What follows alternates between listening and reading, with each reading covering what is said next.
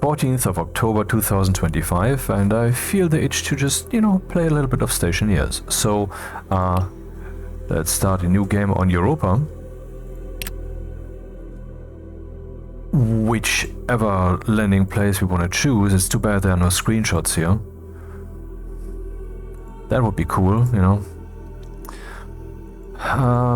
Large flat pan, narrow channel flanked by mountains, broad paths turning to steep ranges, mountainous region at high altitude. That sounds good, because I'd like to have solar, unobstructed by shadows. Isolated valley, okay, frigid highlands then. Stationeer.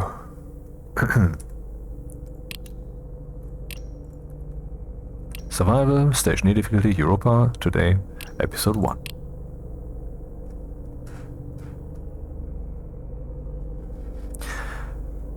I just realized that this itch of finally playing again and doing some playthrough video like this one isn't entirely just caused by whatever.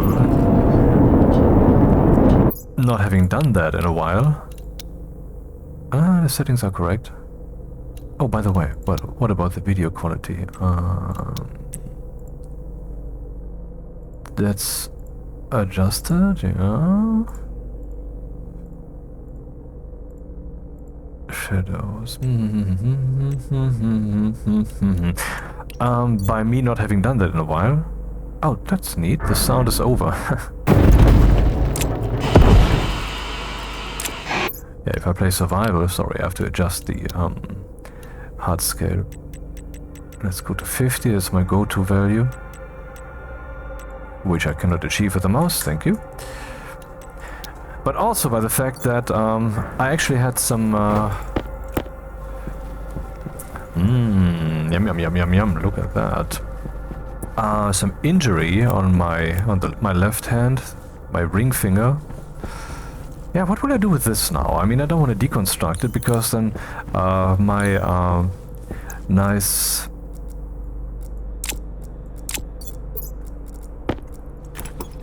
beacon is gone, so I guess I have to bite the bullet and is that how you say it? And unscrew everything. It will cost me like 2 minutes, but if gameplay is that close, I'm doing it wrong anyway. I mean, this is not brutal start. So an injury on a finger, and that was a problem. Well, it's pretty stupid actually. See, I was at the office, and where is my building materials? Here we go. And because we are stupidly in an office where we are all sitting together on a bunch of tables, which is really annoying, right? Orbit, timescale, what do we have? Ah, yeah. 0.03, 200 minutes a day, that's how I want to play it. There is basically always distractions, 1, 2, 3, 4, 5, which is death for programming properly. It's really... Am I just building something that will be in the shadow soon? I think so. But I think no. Let's ignore. And it's really annoying, but I can't do anything about it. And then it doesn't help that our, I don't know, boss, team leader, whatever should I say, it has an attitude when it comes to headphones, like that he hates when people are wearing headphones. Yeah, okay, so basically the design that you chose for us to have here at work is the one that makes me least productive. Good idea, Thank you. Anyway, so it was time for me to think deep, as opposed to normally, about some software project I was to make happen.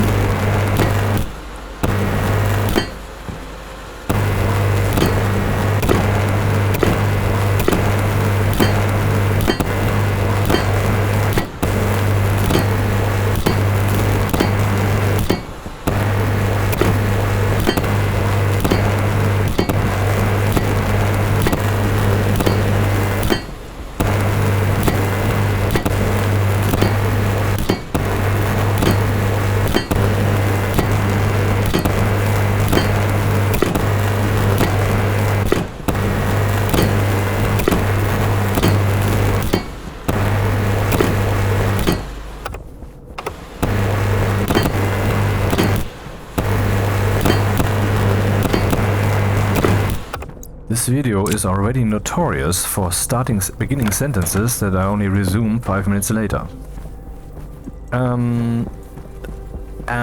So I just, left the office and sought out a place where I could walk up and down, because I don't know, that helps, particularly if you've been sitting the whole day already, and was thinking for myself, because when there's no one blathering into your ear the whole time, that's kind of helpful.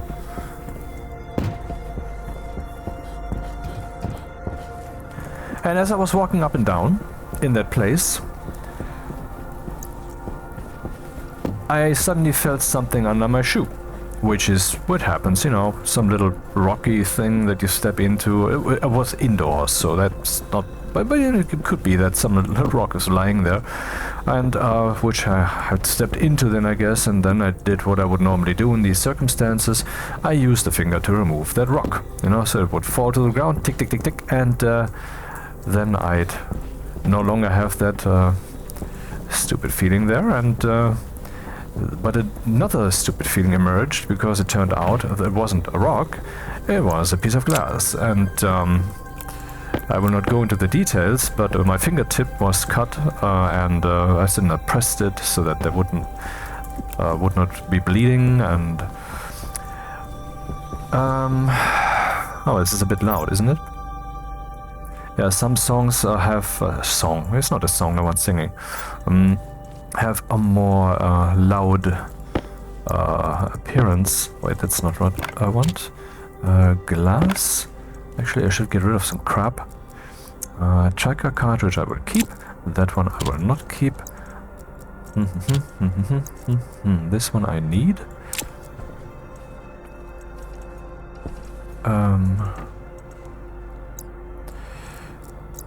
And wrap some bandages around the fingers so the pressure would stop the bleeding. And then I had to wrap more because the pressure had to be rather high and so forth. It wasn't a good thing. And then I was resuming my day, because why wouldn't I? Because I know what happens next is well, a month or so of healing, and then that cut will basically have become irrelevant. And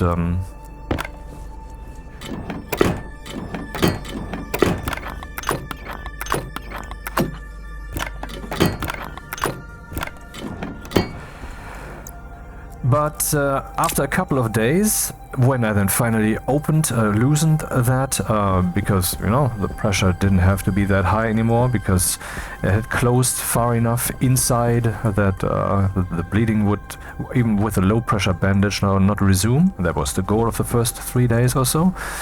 And, I loosened a bit, and after about a week, I felt that the finger was, I don't know, getting big. Okay, let's not go into the details, but short story, I got some, is that inflammation? Infection? Something like that. That's the term, huh? Rocketworks, fix the bug, please. Which bug? The bug that... oh, there it is at the front, yeah. That bug.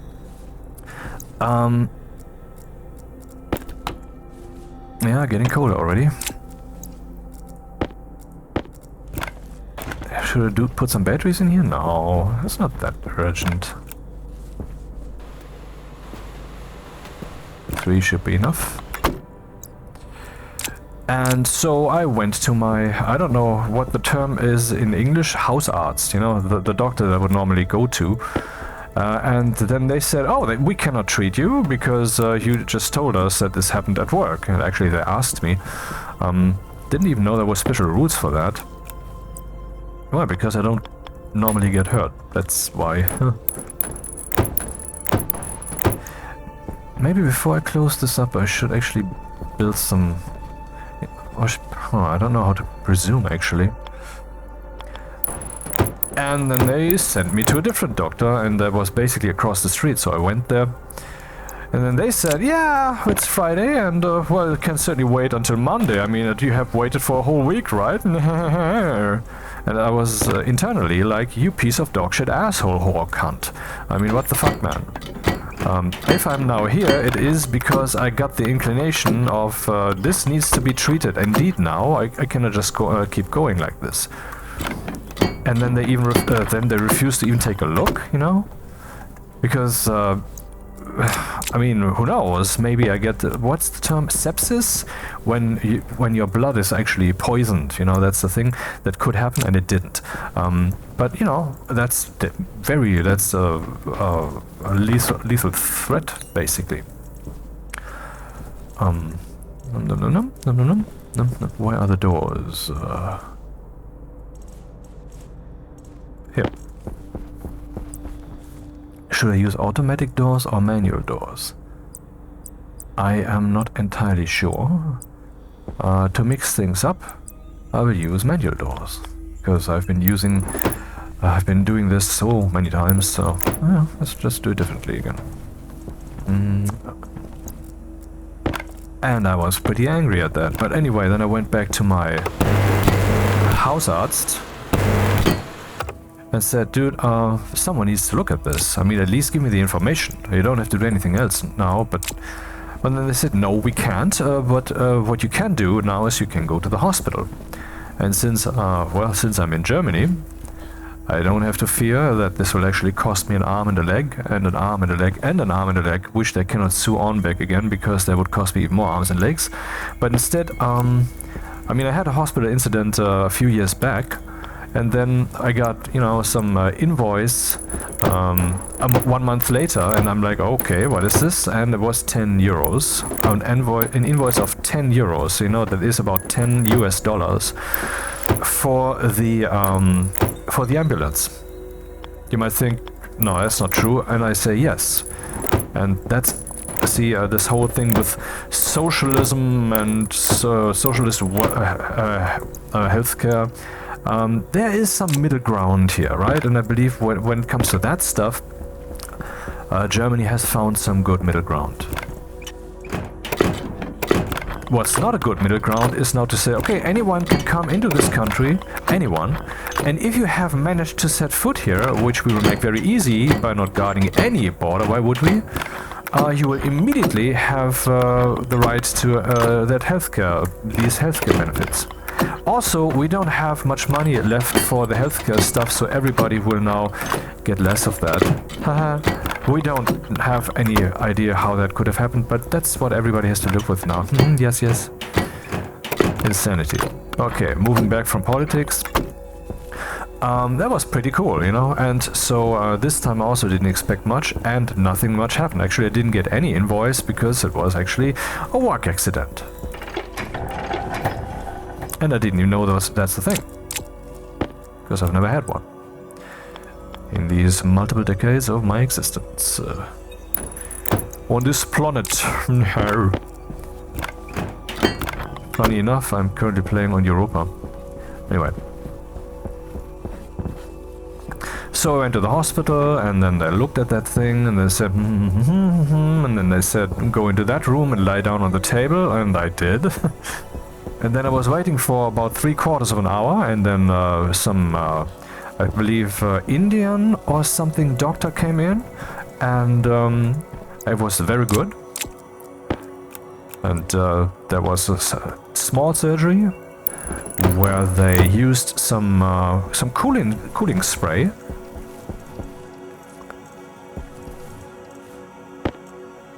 Wait, what?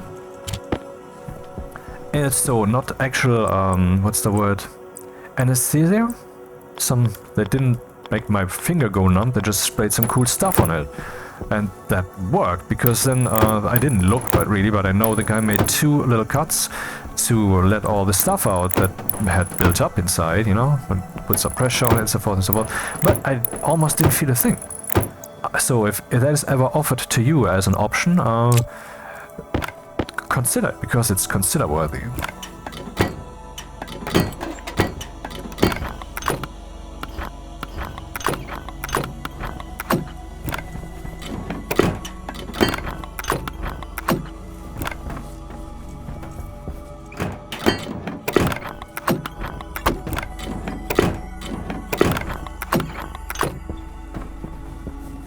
And then they wrapped the finger in stuff, and there was a...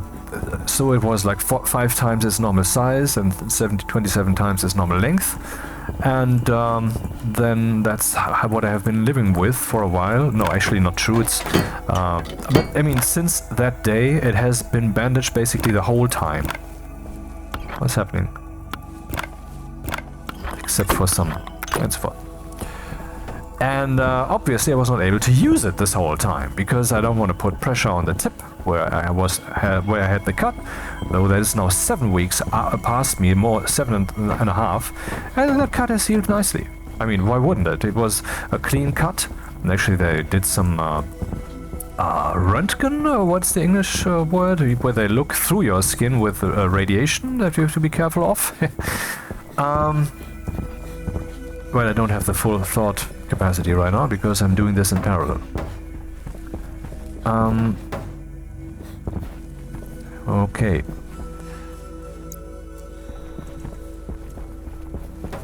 And found there's nothing inside, so that was lucky because, you know, they could have had all kinds of bad crap in there also that they would then have to remove by cutting the finger open for real. Thankfully that did not happen.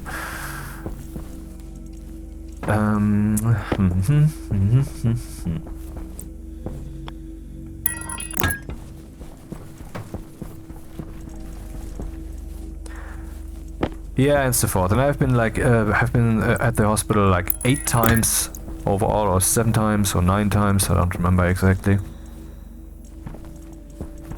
Because they checked up on it, and so forth and so forth. But now, yesterday, finally, I was able to remove the bandage. And so yesterday was the 2 days ago actually, was the first day in 7 weeks that I was able to use that finger as a finger. And I'm doing that right now, pressing the A key. Now I realize what I was missing there when I'm moving to the left. Nim, nim, nim, nim, nim. Hello. Behold my finger taking place. Yeah. Glad that shit is basically over with. Have a little bit of trouble using it and moving it a bit, you know, but that will come. Yeah.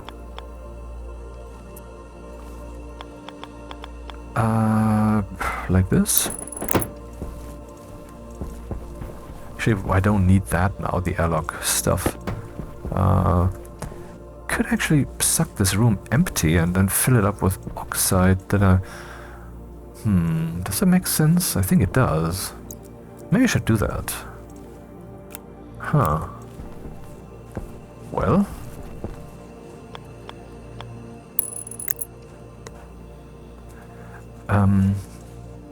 never did that before. Though my plan was actually to set some volatiles on fire, but I don't know. Running back and forth and up and down, not knowing what to do.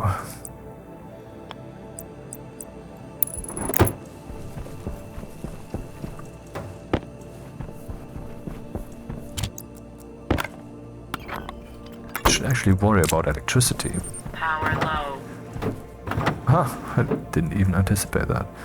Solar generator, operate wind turbine. Oh, that's a nice one. Do we not have solar here? Oh, I thought, and that's something I should apparently no longer do.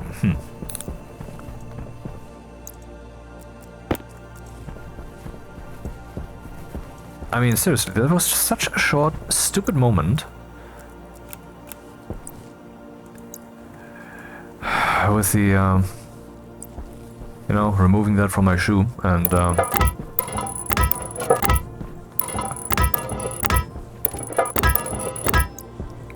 so, in other words, take care of what you're doing at all times, because the universe is a relentless, heartless bitch.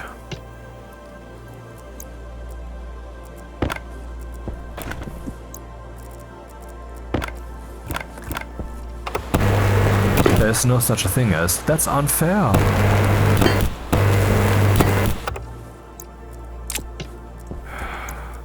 Universe doesn't care.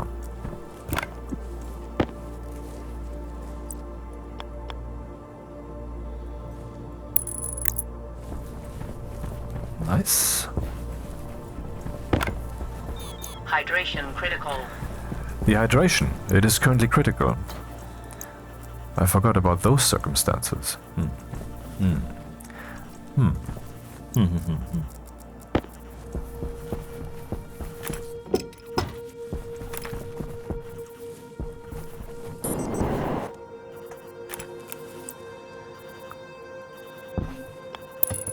But it's not just the finger. I mean, because it was bandaged, I also had trouble using my left hand.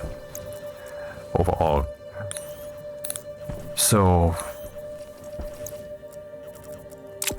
that's indeed, I mean, like, it's not just one finger that was added yesterday or 2 days ago, but a bit more.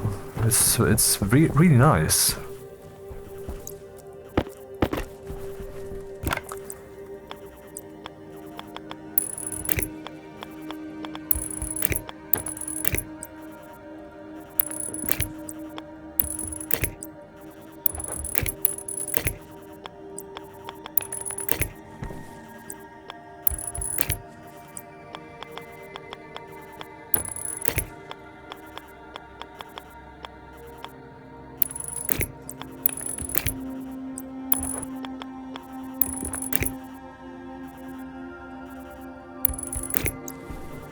And there's one of those moments when I think, dude, you could really have done the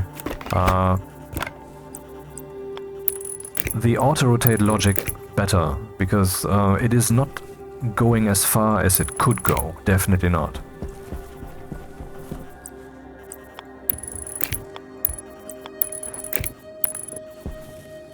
Should I go up to the ceiling with this?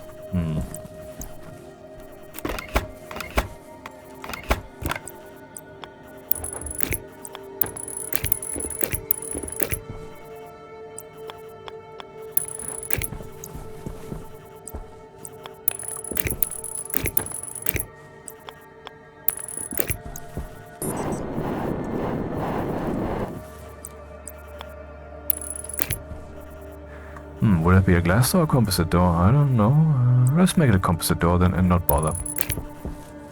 Because a glass door can't have a cable here later.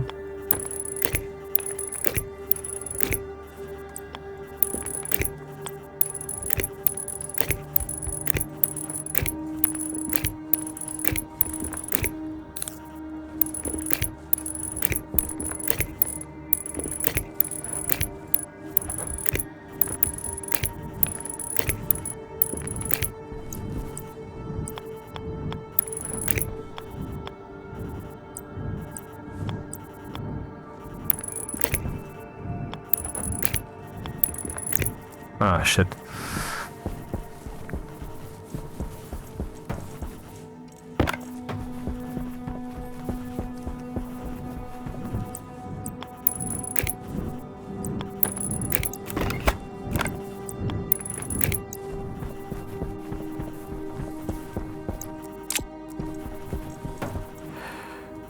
Yeah, that's into something a little bit more, less. Yeah, maybe. Okay, what is I'm looking for? I'm looking for an area power controller, and we have 2 of these.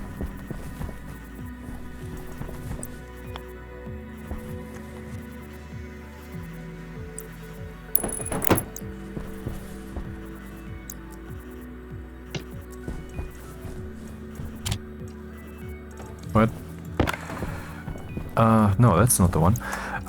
Well, maybe you have noticed the area power controller did not close itself. Instead, it is just closed. And that's a change that I didn't find in any changelog. But what I did find is that if you spray paint these guys, now the font stays white. So they did change something there.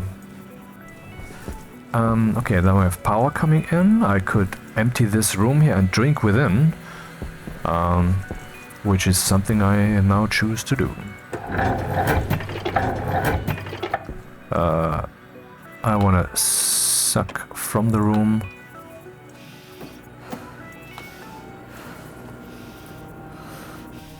Room is now evacuated.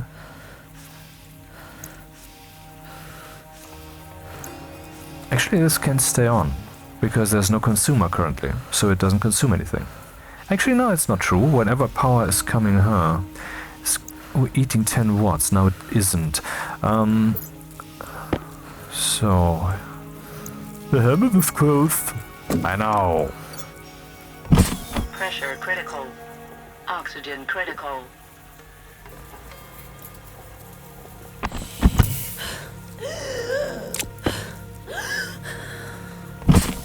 Pressure critical. Oxygen critical. So much for that. Okay, now we have that.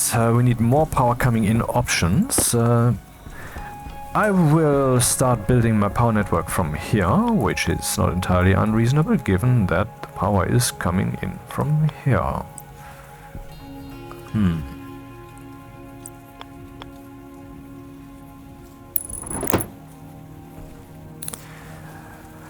But really, one of the most annoying things, and it is really too bad that Dean Hall has explicitly said that he doesn't intend to change it, is the stupid black shadows. So, some people have chosen to just use mods, but I don't want to use mods, and I would like to actually, because it's so very annoying, but the amount of downsides that we have to live with, I don't want that, so... I mean, for example, given that I'm doing videos on the game, but you know, the beta version, a change will mean that my game no longer works. Or if I report a bug, then the reason might be that I'm using mods, and so there's some downsides to that. Therefore, I don't want to do it.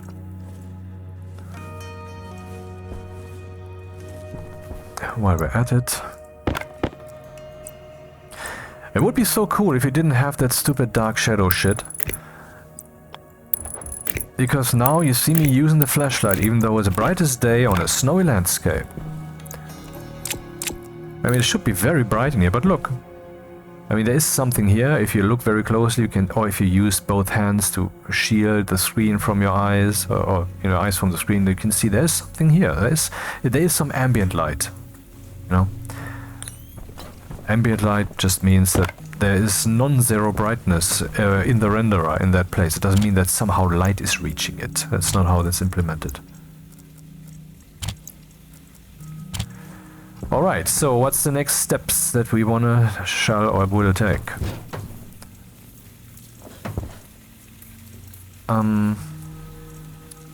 Logger? I'm not sure. I mean, I've built this now, right? So I should build a consumer. The most reasonable consumer to build would be the autolathe. And there it is.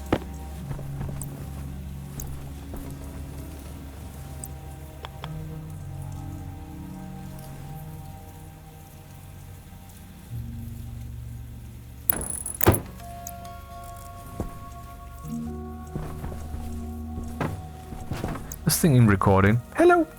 Hello! 28 minutes, oh my god, what would I do with all that data? I have done a 7 1/4 video recording, I think, was it 6? Multiple times, and nowadays that would mean that the file is almost 100 gigabytes in size, which is crazy. Uploading that, yeah.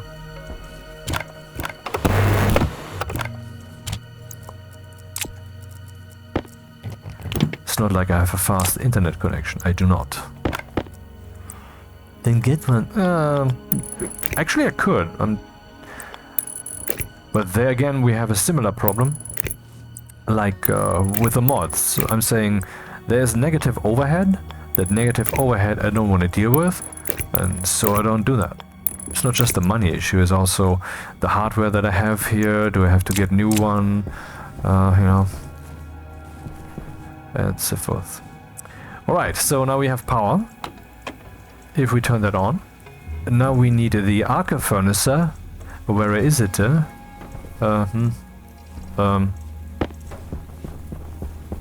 battery charger. Where should I put that? Here on this side now?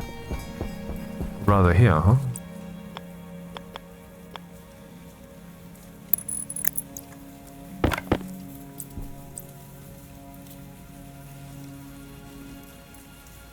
Why is the auto-rotator doing that? God damn it, man. Give me a billion bucks. Then I will most certainly travel to New Zealand and have my domicile there.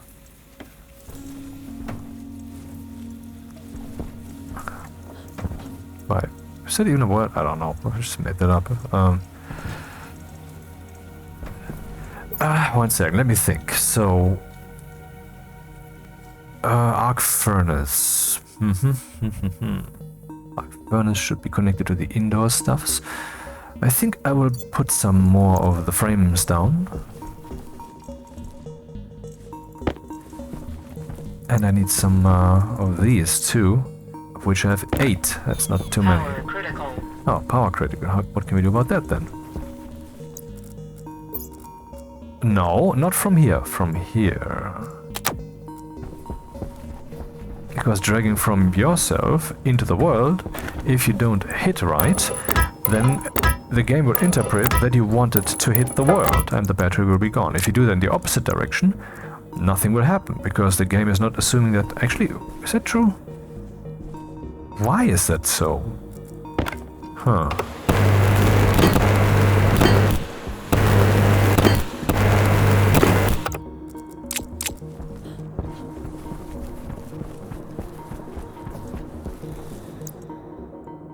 Why doesn't this work? This should work, man. Oh, that doesn't work either. 2,000 hours, and I didn't know that. Or didn't consciously register how weird that actually is. Why can't we do this? Like, drop, drop, drop. Why can't we do this? I think that is wrong, man.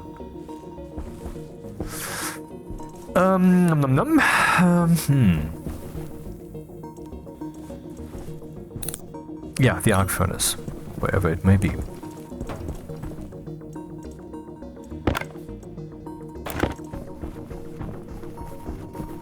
And obviously, I will very soon be gunning for chutes.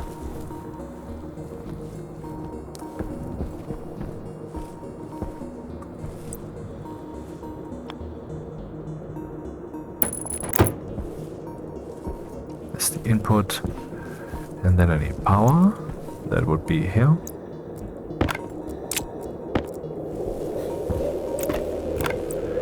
And it begins. That moment when I actually lost track, because I was pretty sure I was talking about something and I've forgotten what it was. Sorry. Nope, let's not do that. Let's not... I think I was just talking about the stupid blackness here. In other words, no, I wasn't. Okay, now that can happen. Next up is mining. So in other words, let's first get some things in order here. Portable Jenny, here we go. Locker.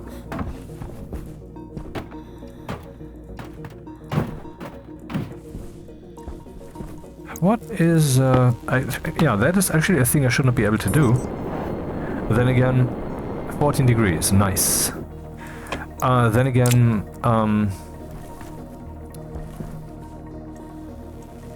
why should I not be able to measure the radiation coming from that very direction?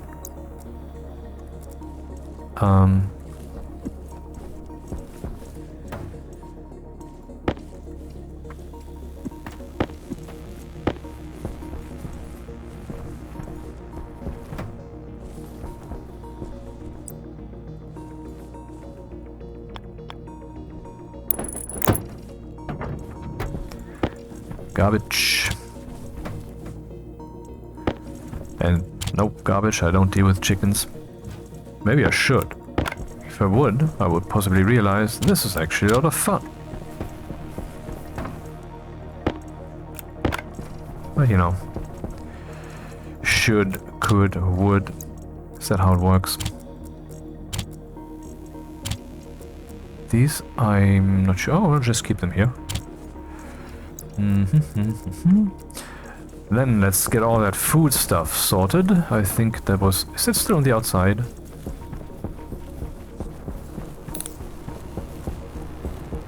God damn it.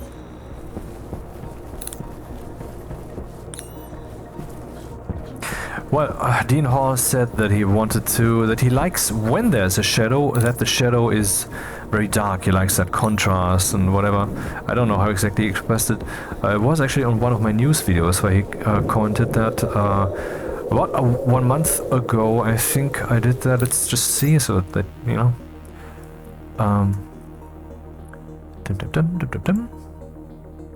So in case you want to look that up, in the unlikely case, on the 15th of September, so exactly 1 month ago, I had a video, new Stationeers news video called More New Stuff and Relevant Changes in the Terrain Update. And there I had a section where I was showing the shitty lighting, particularly on Europa during the brightest day here. And then actually Dean Hall came into the comments and talked about that a bit.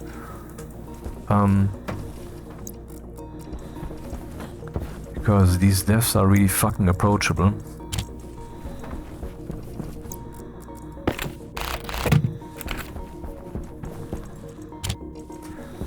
So there's no hope that this will ever be fixed. Is what you'd think, but it will be fixed. You bet. It will. I'm convinced this is a Minecraft moment. I said that in that video too. Minecraft moment. I'm making that up, you know. It's... Oh, a Minecraft moment? I have to look up what that possibly means. It's an interesting term. Yeah, that I just made up. That's what I mean. What I mean by that is that Minecraft 10, 15 years ago, yeah, something about... I don't want to invest thought time now to give you the actual numbers. Had grid-like lighting. You know, the world boxes there are smaller than these, but it's a box, it's a box, it's a box, it's a box, and every box had its own lighting calculation.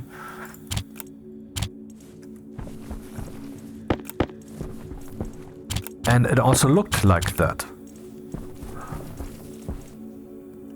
Let's check the tracker. What's happening? Oh, it's up there.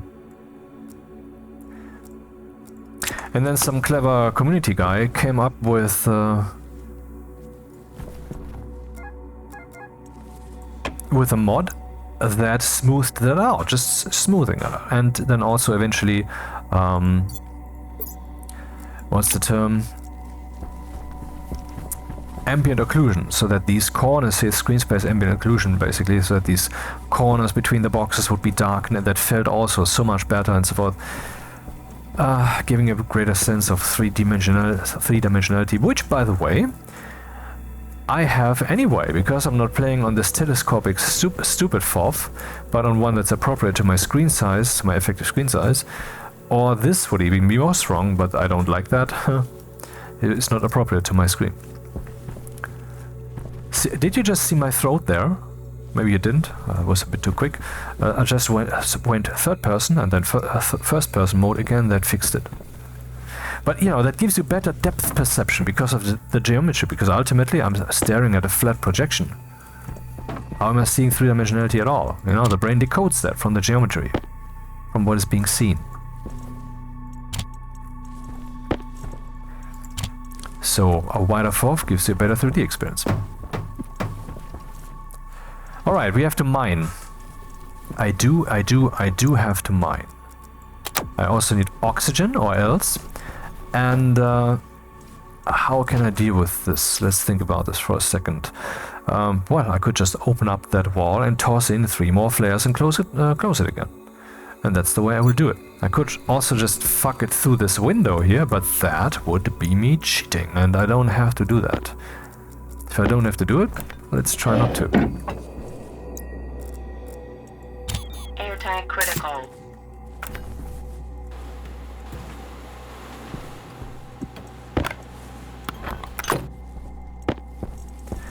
So I wonder when the fuck up will begin. When I turn this playthrough, which so far has been relatively nice, into something sucky-yucky.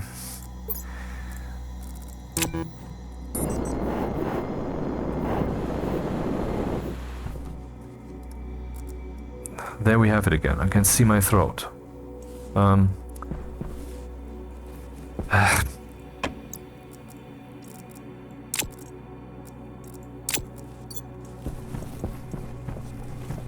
And now I go third person mode.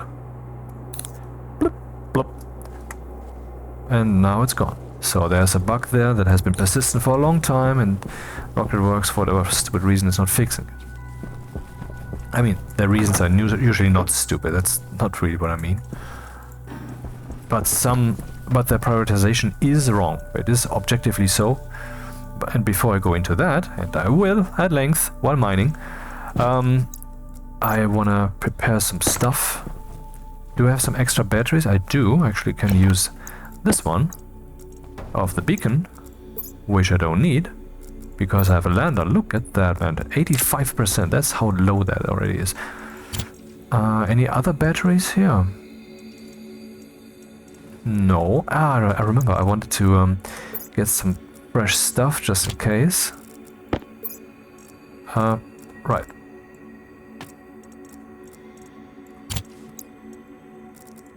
So before I do that, and I have to take a very short break. It's not that short, but I mean, anyway, so where is... Oh, okay, not the right mouse button. That's how this works.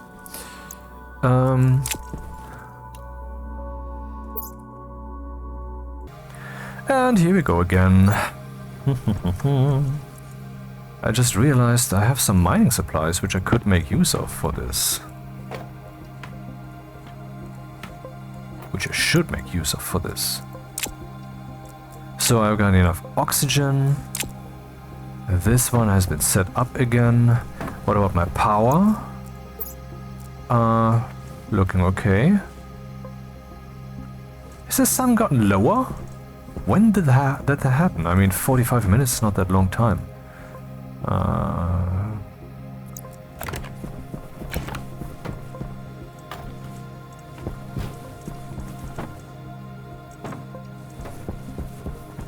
So percentage is 74%, 87, okay, that's better. 35. Not sure, should I take that with me? Can't believe it's already night soon. When did that happen? Anyway. That I will need soon enough, but first let's fetch the stuff that is really, really missing. No, it's not the short render distance, it is a cliff. Man, the new terrain system is beautiful. The devs kept saying, I think you like what we're making. Oh, well, they're right.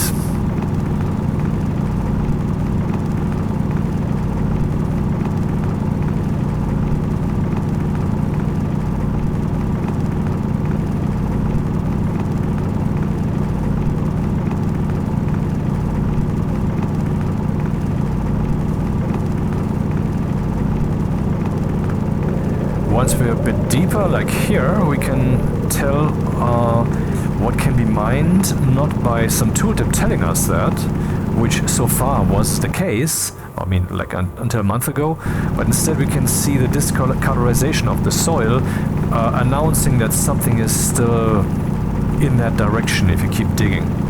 The shape of these ore trees can now be defined in a very complex fashion. I haven't yet seen the details, but from what the developers have described, it can be anything. It can be a horizontal line, it can be branching, it can be vertical, it can be a cluster, and so forth. So that's much more moddable. And no, the Stationeers modding community hasn't yet picked up on the possibilities here, or when it comes to making new worlds. One of the reasons possibly also being that the devs haven't exactly, gone through a lot of effort to make sure that the people know what can be done and how it can be done. Which brings me to the topic I said I would talk about. It's not like they didn't give us information at all, that's not what it is, but it's really night already. Damn it.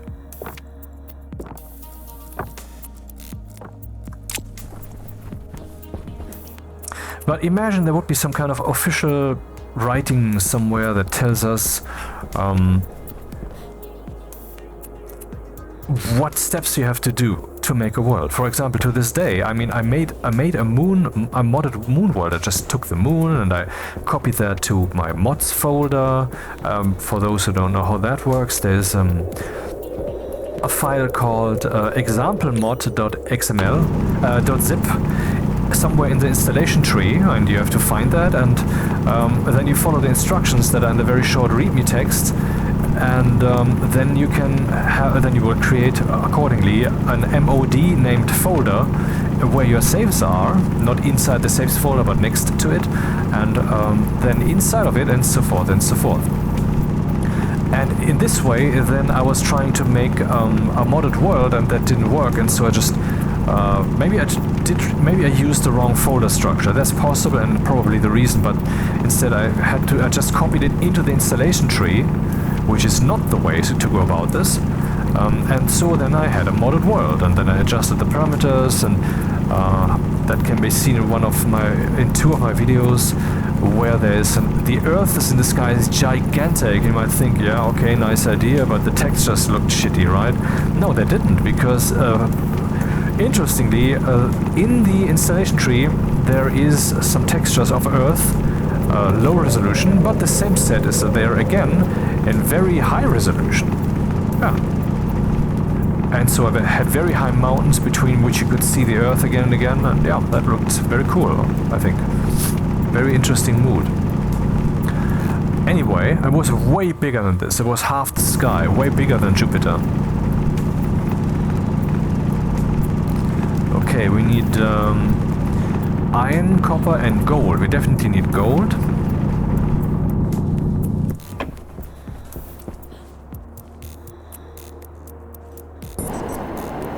There's gold.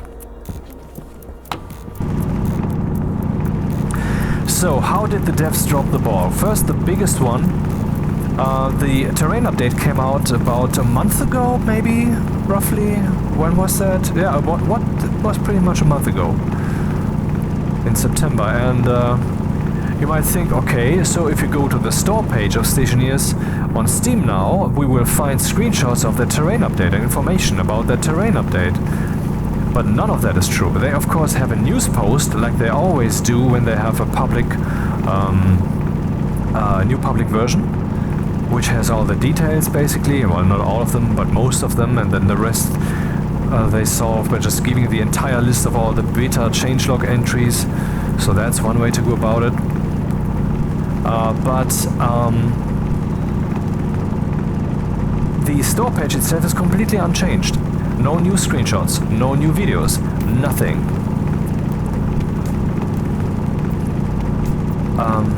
Yeah. By the way, I offered Dean Hall to also supply them with trailer material if they need one. So like, it's all work that they have to do, and their money is, the time is expensive, and so they would then of course decide accordingly. They would strategize. They would say, okay, this is not going to happen because it takes this amount of time, but that of course opens up possibilities. And yeah, he agreed that that would be a cool thing if that ever comes up and so forth. And yeah, I told them I would do it free of charge and so forth, but because I love this game, and I'm not doing this for the money, obviously. I could basically think about monetizing this channel, right? But I have chosen a path, and I want to stay on that path that will not make that possible at all.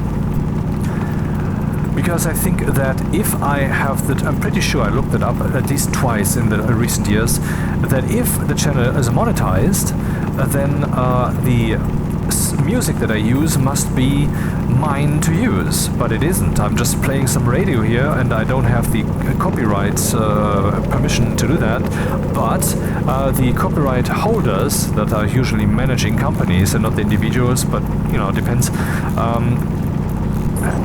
YouTube detects the tracks and then tells you, okay, this one has been allowed to be on YouTube and that one has been allowed to be on YouTube, and that is actually true for most of them. Some more prominent stuff, of course, like some songs by Mochiba and so forth, that is a bit hard. There's some harsher protection there. It's understandable, and it's more likely. And that is my chair still. Yeah, I'm a chairman. And but most of it's just free. If your channel isn't monetized, you know? If it's monetized, then the different rules apply. At least I'm 90% sure that this is so. I mean, as in, if there's some copyrighted music, then you will not be monetized for that video. Not just that, but also I think it's just not allowed that you use music like that. But I'm not sure, I'm not sorry. It's, if that information is wrong, you'll check that yourself. Anyway, I never wanted to do that, because if the channel is monetized, then I would have an incentive to make videos that is different from just me wanting to do it or me being enthusiastic about a thing.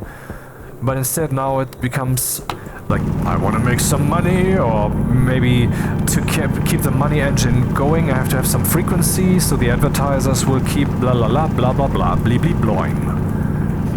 But I don't want that, because I want to be free. I want my decisions to be untouched by force, so that the only force that is there that forms my decisions is myself, which is currently not the case, but certainly I would be less free even if I would be monetizing the channel, so I don't want to do that. So, and if I would create a video material for them to use in a trailer, or maybe even create a trailer or whatever, then no, I didn't use explosives. Very stupid. That I wouldn't want to do that to make money off of it, even though that would be nice, of course, because I mean, I love this game, and I would like for it to prosper, and so forth and so forth. Yeah, it's enough of on that topic. Anyway, they have completely dropped the ball. They should have updated the store page in time to announce all those changes, but they didn't. Why the fuck not, man? That is really stupid that they didn't do that.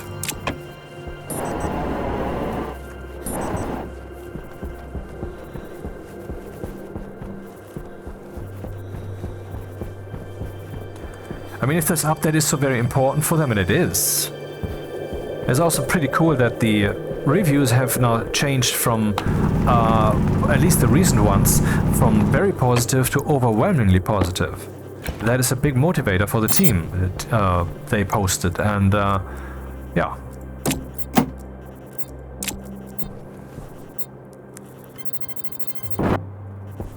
So, and in these 6 months of no update, which is indeed how long that was, almost to the day 6 months. In these 6 months, they did not post once on Steam. I mean, making a post where they would say, hey, this is what we were up to this month, and the next update, well, it will take a while still, because we still want to do blah blah blah, you know, that kind of thinking. And that is also dropping the ball. I mean, I don't... That's not the right decision. I think that's possibly, and that is me just talking out of my ass, that is possibly Dean Hall's or their general dislike of Steam as a platform, because of all the shit that Valve pulls, which you don't necessarily know about. They talk about that on the Discord every once in a while.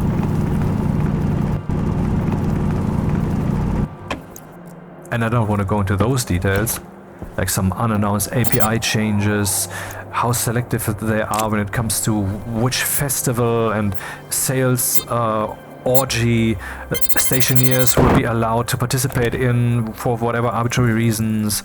The bad multiplayer experience that Stationeers also suffers, which Rocketworks, the Stationeers team has solved by having their own multiplayer system, which is independent of Steam.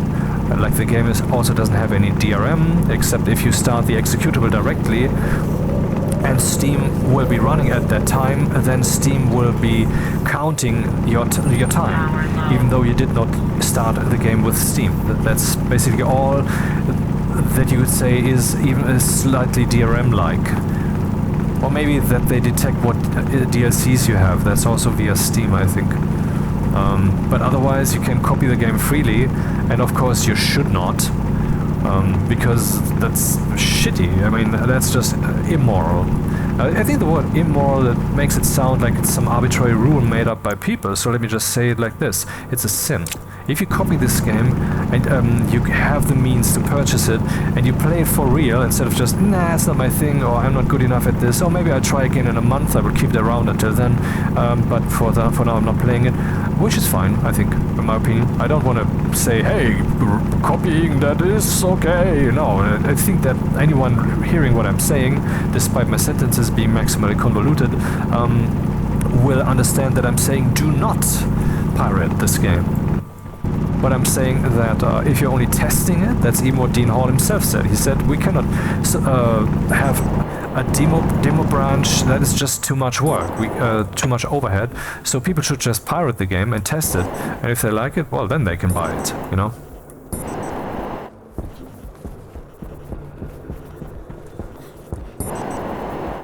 I can see it on the horizon.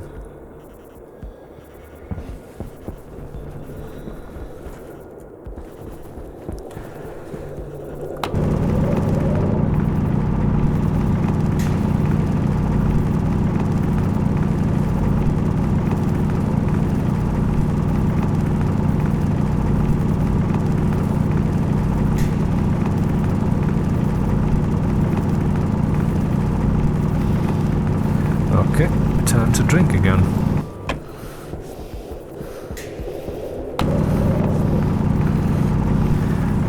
So one thing, they should have updated the store page. Another thing, they should have communicated on Steam, because I mean, I don't know if they are living in some kind of dream bubble on the Discord server, but the truth is most people who think of Stationeers think of the Steam store and the Steam store page of this game when it comes to news and the forum and approaching this and taking a look at it and wanting to know about it. That's what most people think.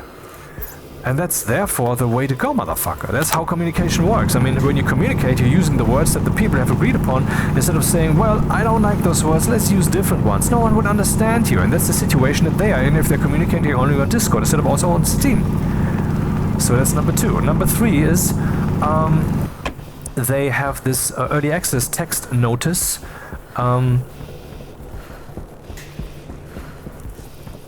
Of course, because the game is still early access, and by the way, if the game eventually goes version 1.0 in a couple of years, then the publishing date will reset. That's how that works on Steam. So it will then say the game was published 2027, you know?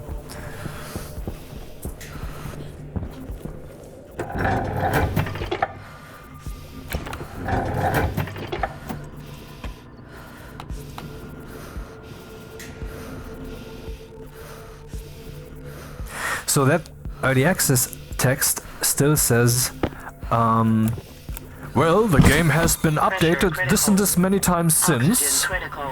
Like when they're talking about the update frequency, you know? And that basically portrays it to be updated every 2 weeks. Which, in my first year of experience of this game, was not the truth.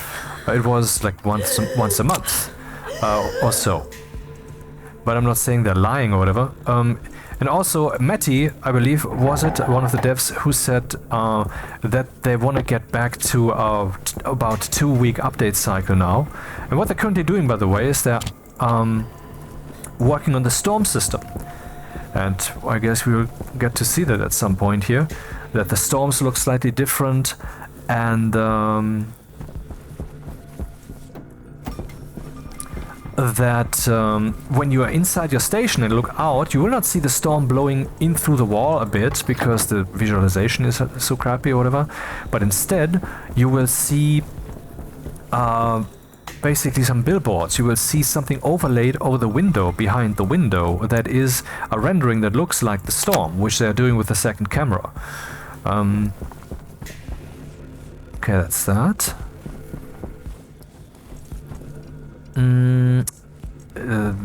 First thing to print could be the furnace, but is that really what I need? I think I need more power. Power is basically my main concern here. And so I would say let's go for electronics printer. Yeah. Okay. Yeah, I use those.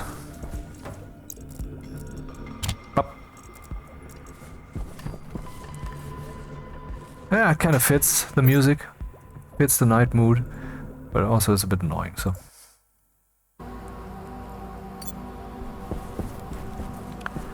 There's that. Let's smelt some gold, actually. And when I say some, I mean all of it. Not that I need that much. Yeah, okay, let's just assume I didn't forget that while I was outside. And we would need copper for a furnace, but I don't want to make a furnace right now.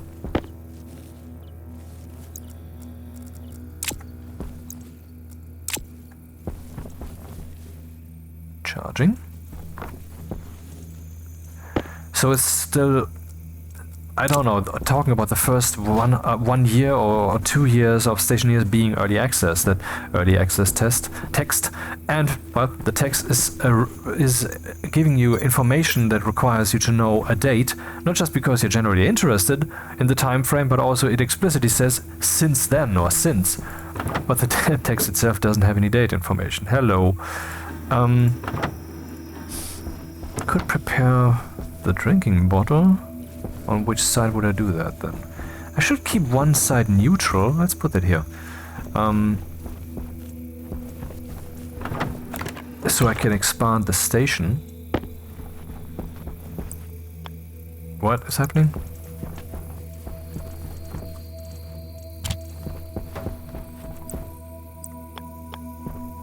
Is this thing on? Yeah.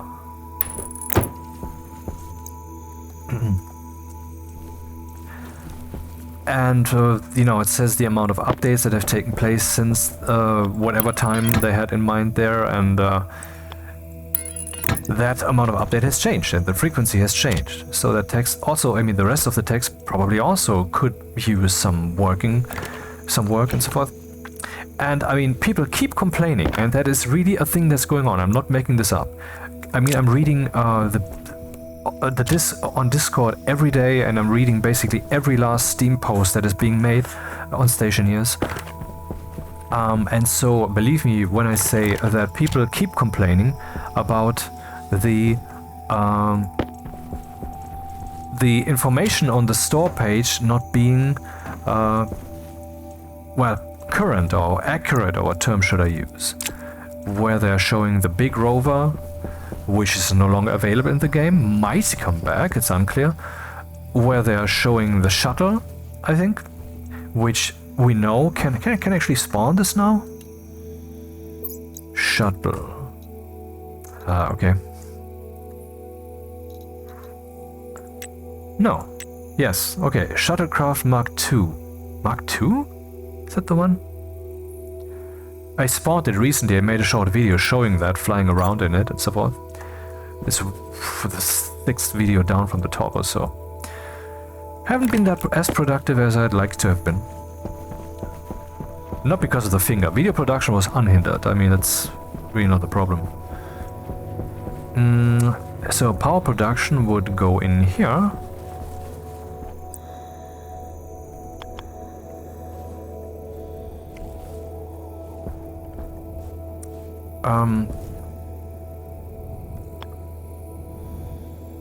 And then there's the goofy characters. I mean, when your first impression of Stationeers is, I don't know, possibly a bit burdened by the visual perception, by the look of those characters, by what it looks like. Oh, this is what this is. Okay, this seems like a toy-like game instead of something interesting. Interesting. Yeah, I don't want to see that. No. Okay. That's not wise.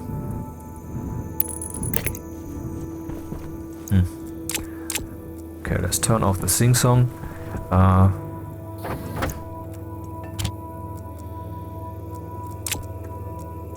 Copper, gold, and iron.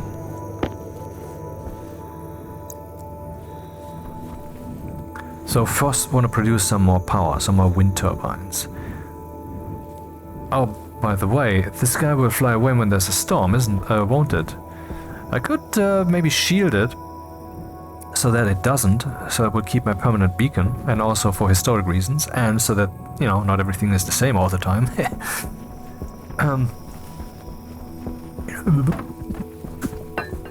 But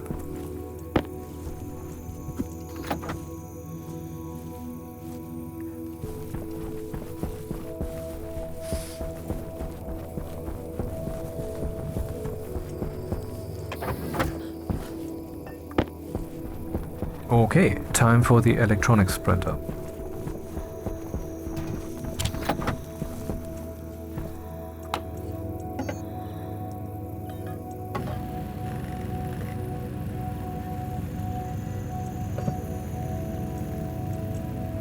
Power critical. We'll put that here.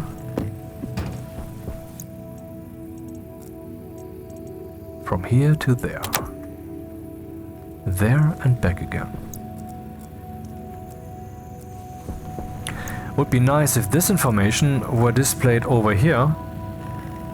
And would be nice if we had a shortcut over here to open that inventory. But I guess that this over on the left side here is also supposed to express a little bit of physicality, you know? This is at the top, this is in the middle, this is at the bottom. So that's you know? That's a connotation that comes with that. Man, I wish they had the budget. So I would move to there, and if I had the extra money, and I'm saying extra, and like I have $1 billion, okay, then I have a couple of millions. I would definitely give them some, because I mean, anyone would, right? If you really enjoy this game and you know the monetary situation and know why it's moving along so slowly and where decisions are being made, where you think, God damn it, are they crazy? I'm not talking about the prioritization decisions. Yeah, I didn't talk about that yet, huh? Because the prioritization that they have is really, really bonkers. For example, they should, like I said, the store page, but the other thing I mean is prioritization as to what they implement in which order. And they should definitely implement some smooth mouse, which is good then for video making, because people are making videos, I think, and so some smooth mouse that would allow some soft swaying. That would be good for us who help Stationeers grow a little bit faster, you know? Or, you know? But that's certainly not the case. They haven't done that. They haven't given us that, even though it would be easy. It would. I mean, I've been programming for 40 years, so I can say that yes, it would be easy to implement. That would take like 2 hours at the most to give us a smooth mouse, and that would not be an implementation. That would be in the menu. Then we might say, "Hey, you have to put that in the menu too," and so forth. And then it takes, of course, more effort. No, but I mean, just open the console, set mouth smoothing from the current value, that would be 0, to some arbitrary inert value that you can decide. For example, something super brutally high, why not? Waste tank critical. And Temperature low.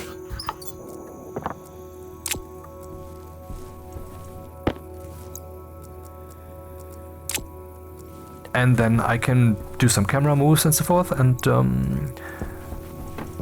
then we return to normal gameplay.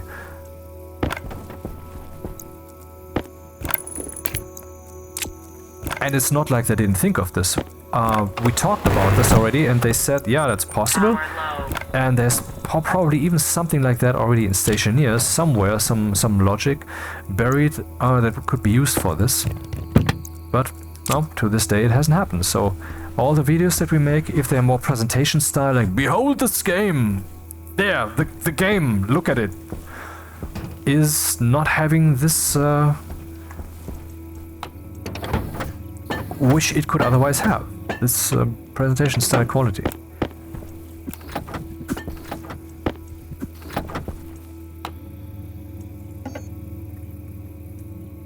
Oh, I need more copper.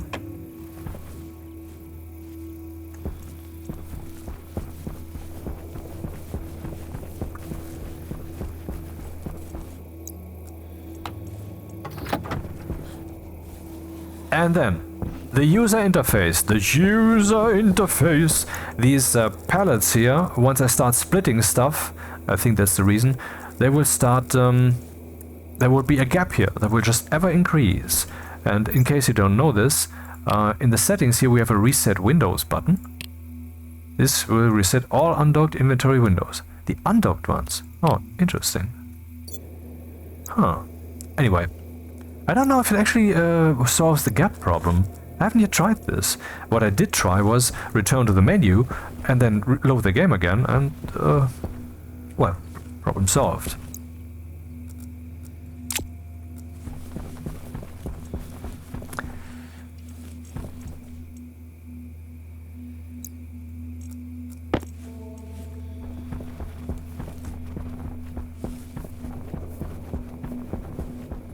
But then also the auto-rotate here.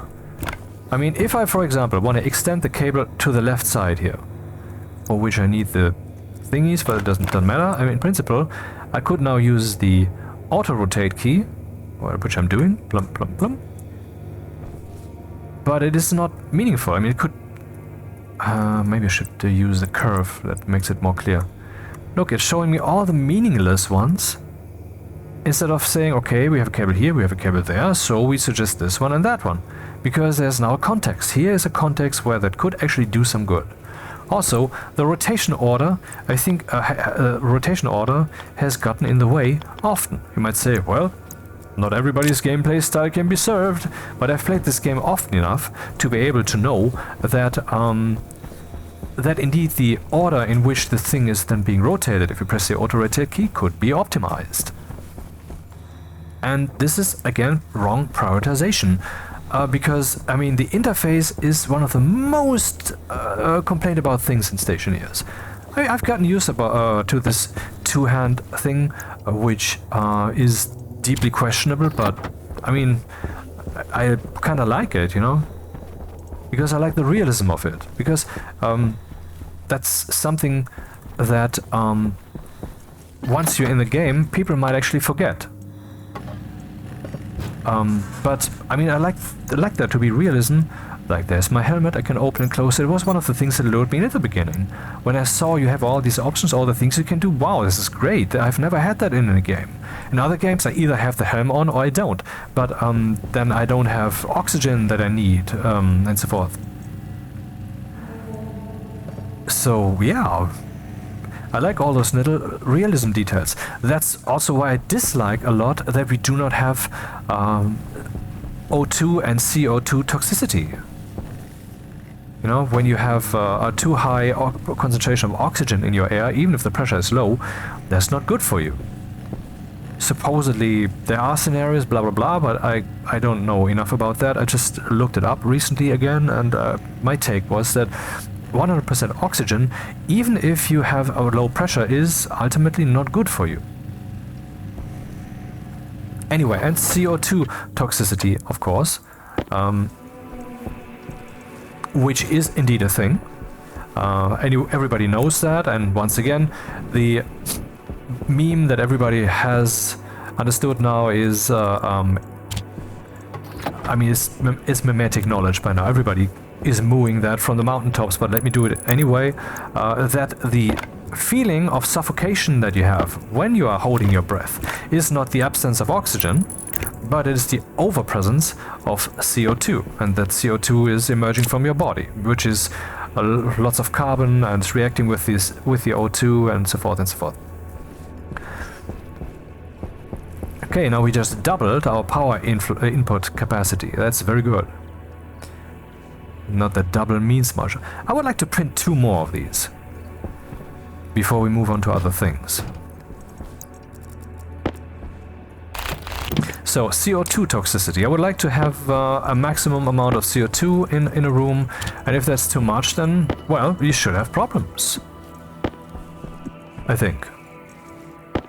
So that we put more effort into our air mixing, so that the overall situation becomes a little bit more dynamic, so that the effects that the simulation has are becoming tangible on a more high resolution, on a situational, more high resolution scale. With that, I mean that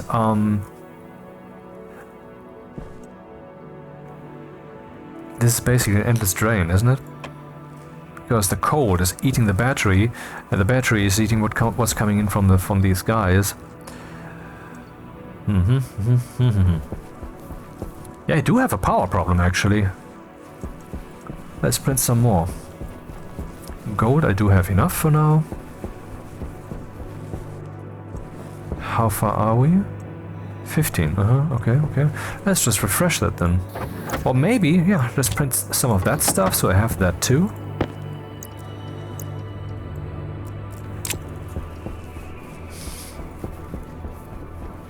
So the auto-rotate should be better. We should have O2 and CO2 toxicity. Okay, the goofy characters is not a thing that they can easily fix, because there's so much design connected to that. What?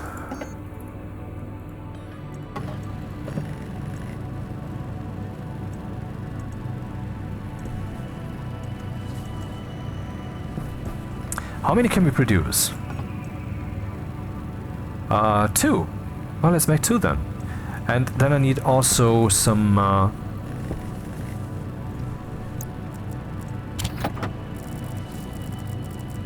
yeah, cables, definitely.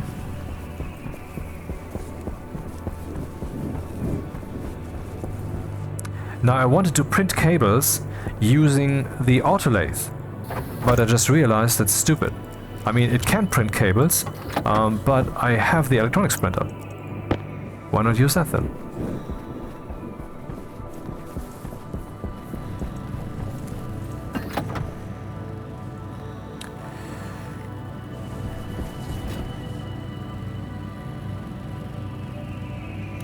Short break.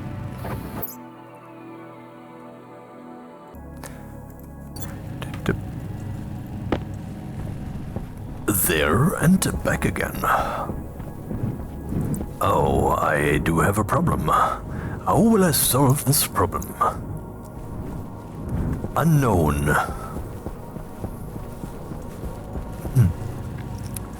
Should I drink a little again? I mean, while I'm like basically waiting for shit to happen. Ah, right.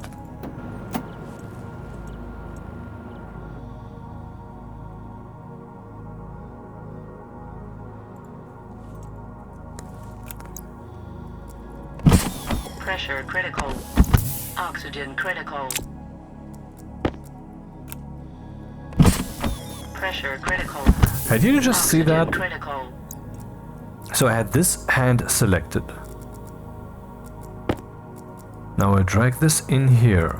Now we'll right click here for teleporting an item and it lands in the hand I'm not currently using. That's one of those Pressure critical. Moments when I think, what are they doing, man? What are they doing at Rocketworks? Pressure critical. Because, Oxygen critical. because god damn it. Oh, I'm still flying. That's, you know, I get that they don't have that much time and not that much developer resources and so forth, but it strikes me to be pretty stupid to not, you know, I mean, to not be a bit more thorough when it comes to the things they have already implemented. Because all the work has been done already. But now we're at 80%, and instead, what's happening? Oh, I need more iron. I do have iron, do I not?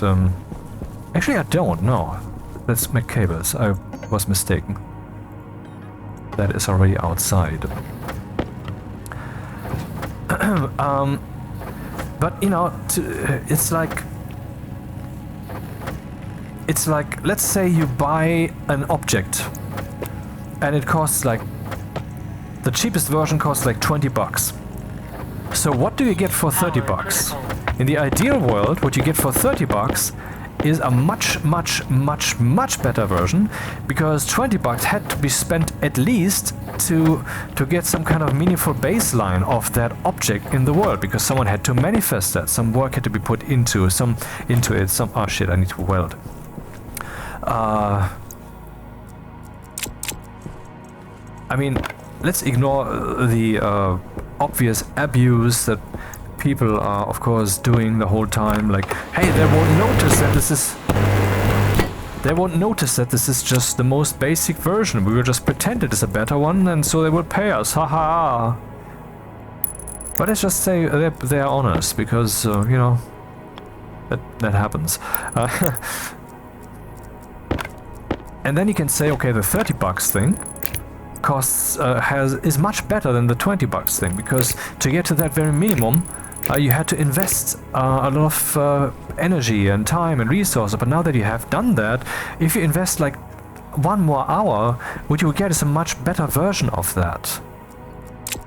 It's like when you have to, you know, when you're living in your little habitat, in your apartment or house or whatever, the amount of money that you need to make that happen. You're not smelting anything.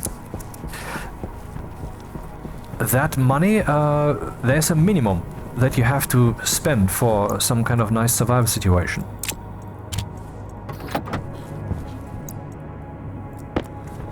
And everything that you have beyond that, that goes into the realm of luxury.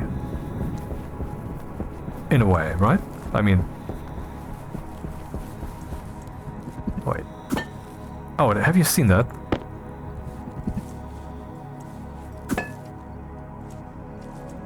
This is a bug that was already reported. But I just took a screenshot of it, actually. Do we have copper in here? We do not.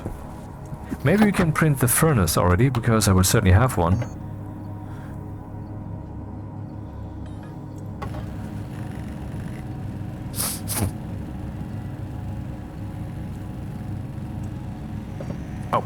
Oh.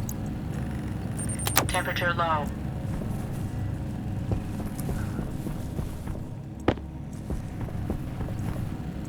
Man, that was lucky. Would otherwise have interrupted the printing process. Okay, we have this. Now we don't have any iron sheets. Need to consider this also pretty soon. I have some volatiles here. I could basically do the approach of just portable air conditioner. Where's the air scrubber? There it is, portable scrubber. Heating up the room, you know.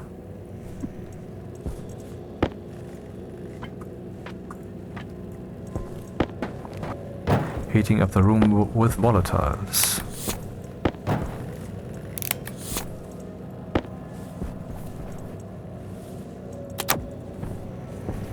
So in that most recent video, not the most recent one where I compare the difficulties, but in the one before that, with the helmets, with the pretty awesome looking scenes where you can see the 3 suits together. At the end, I was heating up the room, which was 5 by 5, by the way. 1, 2, 3, 4, 5. 1, 2, 3, 4 by 5, yeah, okay. By tossing down some volatiles and setting them on fire, burning the air. Not even my idea, someone else came up with that. Not that I wouldn't have thought of it, but I mean, that is actually a viable way to just, you know, just do that then, huh?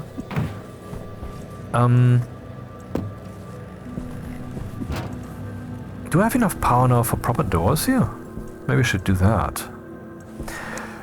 That shows the amount, and maybe it would be a good thing to know that amount. I should definitely make sure that I get more copper, really one of the primary things that I need, so I can make more upright wind turbines. Power is still one of the main concerns here.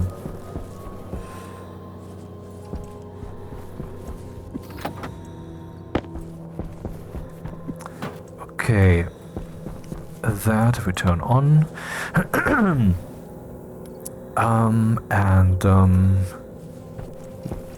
So here I could, I mean the other printers that could be next to this.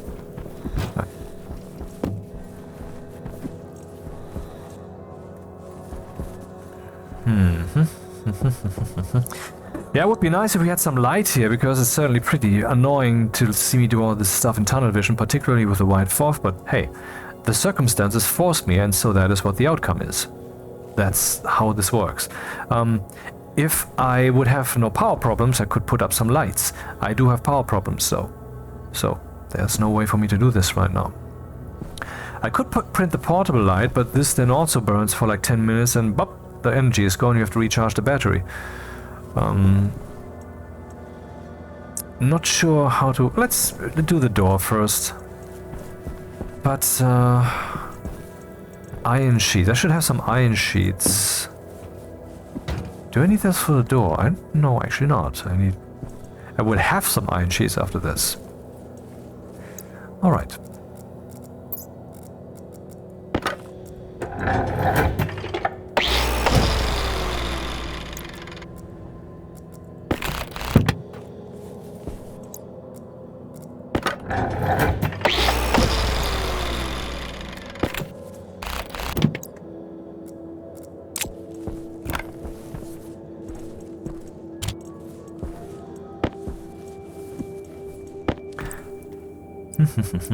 Close the door.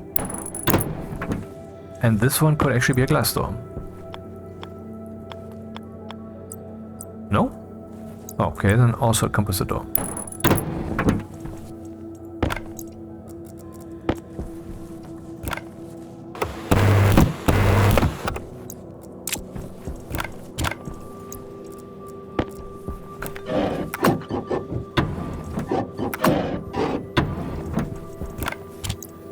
Those were the days, huh? 2 years ago still, when often this crowbar sound would just keep going and playing its tango for a whole minute.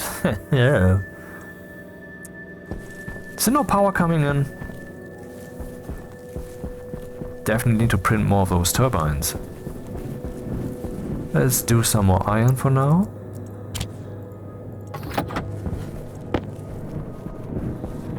Actually, I do have coal. I could just burn a little bit of coal. Yeah.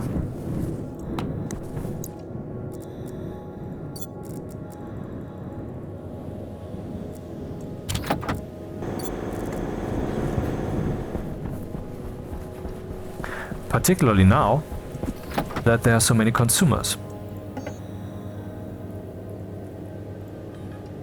Iron. Dude.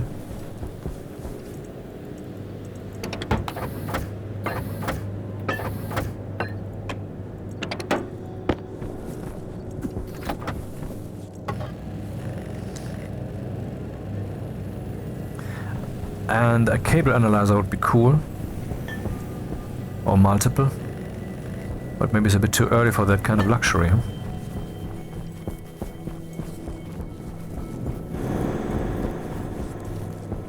I am on Europa. I'm looking forward, actually, one day to be standing on one of the moons of Jupiter, for example, and looking up there, trying to imagine that what I'm seeing over there, the big daddy planet, is not up there in the sky, but is actually, that's where the floor is, because that's what it is. Now you might think also of the sun like that, and yeah, it's pretty arbitrary. Power critical. But it's, you know, it's a meaningful thought. Yeah. Okay, power critical, you say.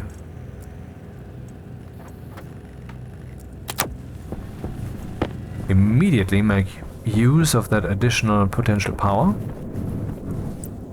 And then we need to print a few iron sheets. I still have 2, yeah. But still, need some reserves.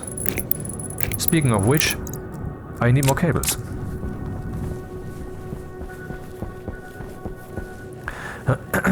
Okay. Maybe we can actually print some iron sheets.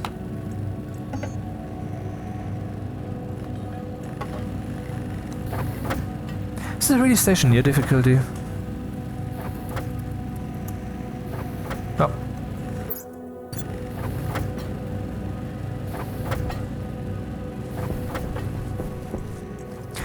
Alright, so what are the next steps? Expanding the stuff over there a little bit.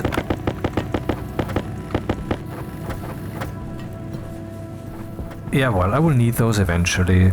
And I mean, smelting iron is a joke. Some more gold, maybe? Certainly need to go mining again. But not now.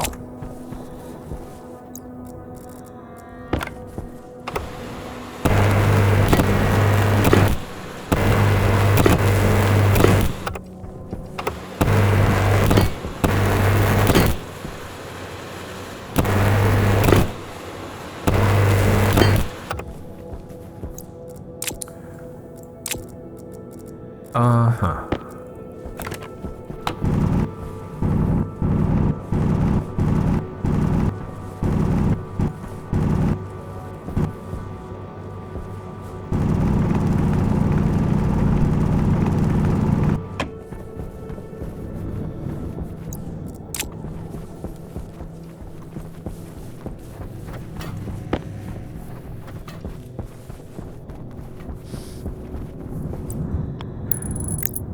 One, two, three, four, five, six. So that would be. I don't know what the power is coming in, and the Stationpedia sadly is not up to date because the upright wind turbine supposedly produces not 800 watts during a storm, but 1,000. So that would be 6,000 watt already, and. Well, currently I don't have that many consumers. I have the area power controller, both of them, which together consume 2,000 watts if the battery is charging. Of course, yeah, if they are on and something is printing on the inside, so that accumulates. And then we have the small battery charger, which charges with 400 watts per battery if the batteries are currently being charged. Yeah, anyway, so... And then we have the tall wind turbine, which supposedly produces 10,000 watts, but which is, you know, but I've heard that it actually produces 20,000 watts currently during a storm.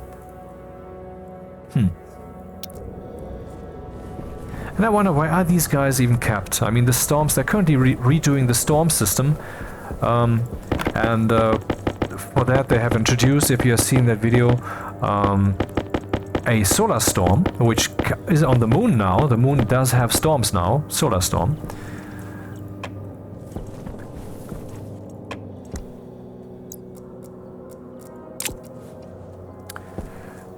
Yeah, make some shoots, I would say.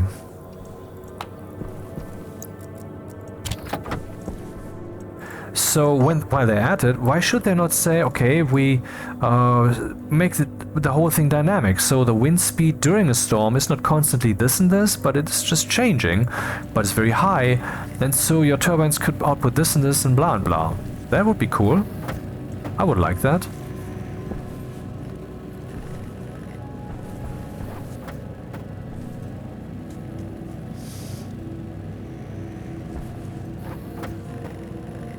That's the output side. How do I do this? Need the other two printers soon enough. Where will I put them? Not sure yet. Well, since I can't go through with this entirely right now, let's not waste resources. And instead print that printer. The Atmos printer, or rather the pipe Air tank low.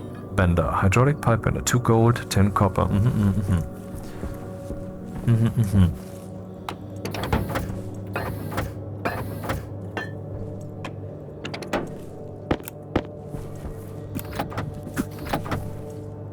Power low. The power, it is low. Still that problem, huh? Okay, the batteries are full. Can stop this. One goes here in case of emergencies. The other goes here in case of... Oh, you know the drill? Where is it?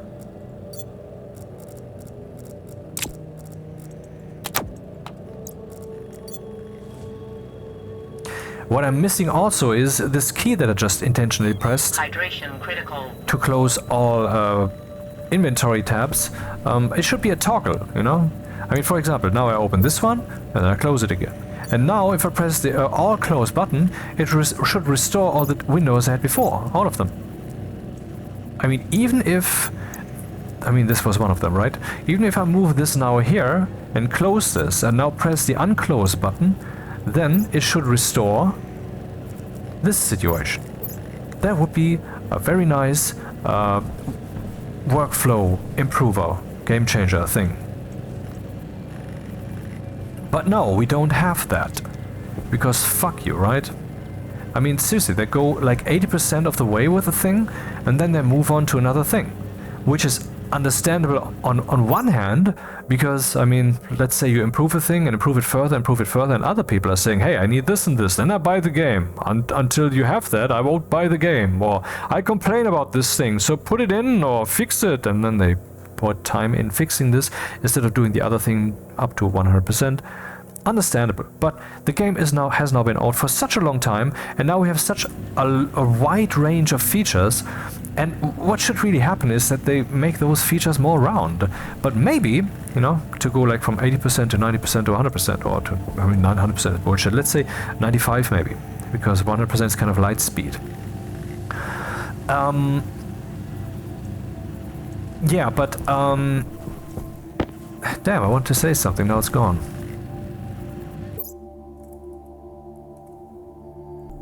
Yeah, now I have it again. Maybe that thing is basically under the umbrella of something else that they want to do anyway. So like there will be a power revamp at some point. When they look over the power systems, there's even something they have mentioned in passing after the terrain update and in the official announcement when they said, okay, one of the next things we want to look into. Okay, maybe you haven't read that. Let me just do that for a short moment. I will just... not the entire text, I will just, you know, the topics that they touched upon. So, on the 15th of September they said, no, on the 15th of September they posted the big update, biggest update ever, and so forth. And also we locked off a pre-terrain branch on Steam, so if you want to play your old worlds again, for example, to return to your station, to save the save game then, and then to use Jackson the Master's world converter. It's like the 5th or 6th or 7th video from the top on my channel where I'm showing that and explaining how to best use it. Then you can do that with Steam, right mouse button on the game, properties, betas, and then you choose pre-terrain from that. Yeah. And you should turn off autosave when you're version hopping, because that could otherwise get in the way. Autosave is... have I paused the video? No. Yeah, gameplay, autosave. Blip blop. Okay, that's that post. Major overhaul was necessary. So they're saying pausing our regular 2 to 3 week updates, so that's what they want to go back to. So that's the second place now where we have heard that. What we should do is spread the word, make some noise. Sales have increased a lot. Leave a review. And there was some hot fix where, you know, exploding canisters do now destroy terrain. I haven't tested this yet, but you know. And then congratulations to the Stationeers team. Overwhelmingly positive, big motivator. And then they're saying there have been excellent discussions of some of the veterans and others that we should be better at this messaging, and that is true, though we do always prioritize engineering even at the expense of social media marketing. Yes, and that touches upon the stuff I said earlier in this video, and maybe that, I don't know what exactly they mean here with the veterans and others. I am not a veteran. I started 2 years ago and I'm very deeply in the thing, but the veterans are the people who came before me. But anyway, when the terrain update came out, I realized that multiple of the DLCs of Stationeers, which I all have, don't yet have a review of mine, so I made one, all of them with an upvote, of course. And in one of them I left some pretty scathing comments about how bad the team is at, indeed, the communication aspect, and I listed the stuff that I listed to you too here in this video. And maybe there's also something they're referring to here. I don't know, because you know, there's the Stationeers landscape's a big one. I don't see all of it. Anyway, Revenue factor is up by a factor of 3 to 4. And there's indeed a page on the web where we can guesstimate that, how that has changed. And I think it's still pretty much that same angle, yeah? If not even gone slightly more up, so that's good. Next steps, here we go. Our next steps are to review our packages of work. We will discuss these next steps in our steering group and give an indication from that what we are working on next. We will be aiming to go version 1.0 at some point soon-ish, but realistically, this will make zero difference in our cadence. We will still continue to produce updates just the same. There are a few themes we will discuss, broader discussions around balance, gameplay, such as food, jetpacks, survival, an orbital space for every world session you can run in parallel to your ground base, a terraforming DLC post version 1.0, nuclear power and how much power rework could realistically be done, and other ideas. So let's talk about those for a second.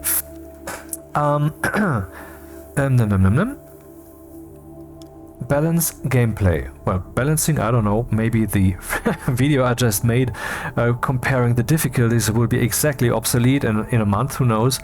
Then again, maybe part of the reason that it will be obsolete will be that possibly the dev team will look at it. I don't know. It could be useful to them because, I mean, seeing those difficulty draining or batteries and stuff play out in parallel so you can directly compare that and see what runs out first and so forth. That's a luxury you can usually not afford, except if you have 4 computers running and the team stares at the screen or records it with the smartphone or so. I mean, there should be some... Maybe it helps them, who knows? That's not why I made that. I mean, this thing is actually supposed to be some excerpts, part of a new introduction series I want to do with a new terrain, short videos and highly polished and all that. But I thought, hey, why not make us just a standalone video with this? So yeah, there it is. So now gameplay balance, such as food, jetpacks, survival. Jetpacks are still a magical device because it's just a thing that you strap to your back and you have a canister there that's excreting a little bit of gas, yet you're able to just stay stationary in some location in the air, which is magical by itself, you could say. No swaying back and forth and so forth. So that is still one of the old devices in Stationeers, which are basically magical. Like, we want that feature in there, and shazam, now you can do that thing. Haha! No? Of which they changed a lot by now. You know, for example, the portable AC, which was very powerful, now is very nerfed, and you need need a coolant canister if you want to cool down. Heating doesn't need that. Heating will just burn through your battery because, like I said in the spacesuit video, it is indeed easy to make particles move a little bit more than they did before, which is increasing their entropy, which is heat. That's what it is. That's all it is. Heat is just the motion of particles. That's all it fucking is. When you throw a brick, that's momentum. But when you throw the parts of a brick all in different directions simultaneously, while they're still bound in their molecular grid, so you're not throwing them that strongly, that's heat. You know, when they're billiard balling around chaotically on that table. And well, and reducing that can ultimately cosmically supposedly not be done. Supposedly the cosmic entropy can only increase, as in the universe, which is currently has some nice direction. Like, here is a planet orbiting something, and there we have some galaxy drifting, and there we have some blah blah blah blah blah blah blah, will supposedly deteriorate into supposed heat death, meaning that the chaotic motion will just ultimately take over, and we will have some warm soup everywhere, and basically nothing left of the nice structures that we have right now. So decreasing entropy, that's a hard thing to do. The only way that we can do that, and yes, we can do that, is by connecting a system to another system. You know, when two systems are connected, then the system with a high entropy can be affected by the system with a lower entropy, which will overall still keep increasing the entropy, but what we want to achieve, which is the cooling in that other system, for example, the indoors, the room, that can be achieved. Yeah, anyway, so food they apparently want to think about a bit more. Jetpacks, hopefully, because these things are just magical. Survival, I don't know what they mean. Maybe some hazy, fuzzy, foggy idea of, well, the survival aspect, which is basically the core of the game, is currently not yet so very... Maybe we could do more on that front. I do fucking hope, and I'm pretty... I feel that they won't do it, but that they put in O2 and CO2 toxicity. I would really like that to be in there, and many people would like that. Not all of them, because many people would also say, hey, the game is too hard, blah, blah, blah, blah, blah, blah, blah. Of course, you could say, well, let's not have that then on the easy difficulties. And that's viable, I think. I mean, they don't want to tear apart the community, but they already have the multiple difficulty modes, and that, I think, is a reasonable way to do that. Anyway, so... Now next, the orbital space for every world. I made a video over a year ago, I think, where I was talking about the upcoming new terrain system. Or was it? I don't know. A long time ago. Where I was already saying that they do already have a working prototype of a station on the planet, like we have it right now, and one in orbit at the same time in the same game session. So they already have that down in principle. And so they're thinking about putting that in so they can have that for every world. I don't know why you would have that, but you know, that's the thing, you know. There's so many fronts on Stationeers. The game is so complex in the direction in which it could grow. So that's pretty good that they don't have an actual stringent roadmap, because the complexity can just not be estimated. It cannot be seen. You cannot see the complexity makes it impossible to really estimate what exactly you will do, because the energy of the situation would lead you into different places. But if you have the roadmap, then you would say, no, I will go this direction instead, possibly perverting what you actually have there. What the game is calling for should be implemented next. And also, you know, roadmap has the downside. If they, for whatever reason, can't do a thing, then the people will be disappointed.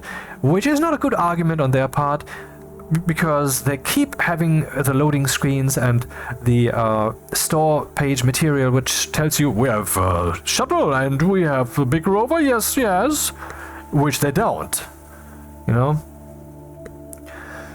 Yeah. Well, let's just say I find them pretty inconsistent, you know, or somewhat lopsided or whatever, and that's something I would like to change, you know. So orbital space, and then what else? Terraforming DLC is, most of that stuff is already done. And I showed some of the devices, at least in the Stationpedia. The disperser unit, which is probably for making sure that gases are in the atmosphere that you can put in there, and some industrial combustion thing, and some filtration unit with 6 gas filters. And that will come out post version 1.0, that's the plan. That Stationeers will first go 1.0, and then they finish the DLC, which will, I believe, be a full-priced DLC for this game. And then you can also terraform the entire planet.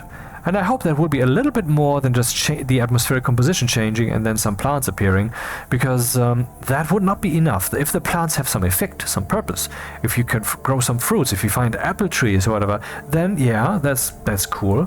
And if the planet being terraformed would actually do more than just you being able to walk out there without a spacesuit, or having a different atmospheric composition, or possibly having polluted the planet with lots of pollutant, who knows, that would...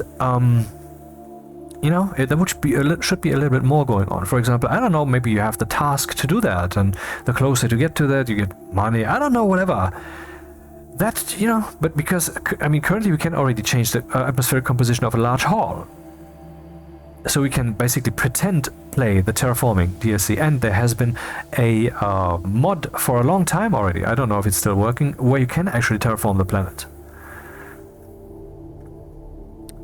Anyway, okay, and then nuclear power, which we have all been working on for a long time. Though I think currently uranium is not even available on any of the worlds. I think so, I'm not sure, but I think so. because I haven't seen it in my various worlds that I made for Stationeers news, recordings, footage, and such, and I haven't seen people talk about using that.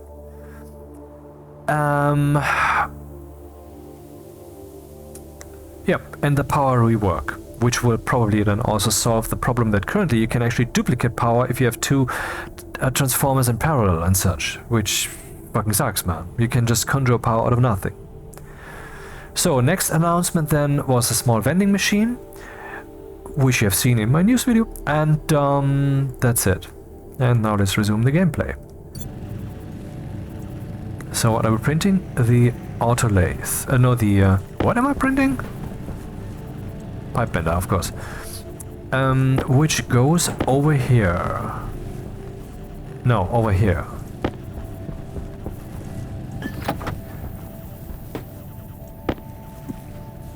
What? Yeah.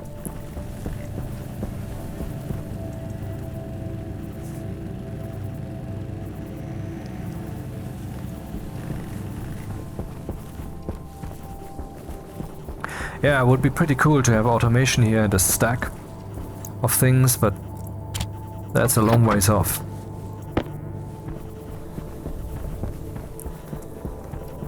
And I need to drink again soon. And the tool printer, if you can make that already, because that is certainly something I want at some point. Need some more iron. Do I have iron? No? Huh. Okay then.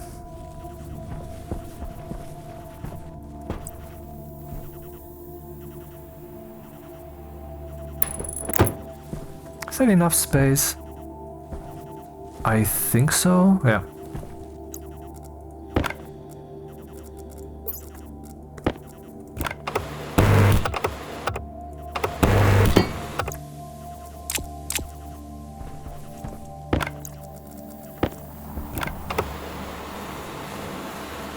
Sure.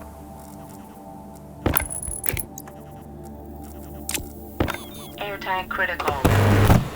Oh, that's not good. Do I have flares? Flares. Oh, there they are.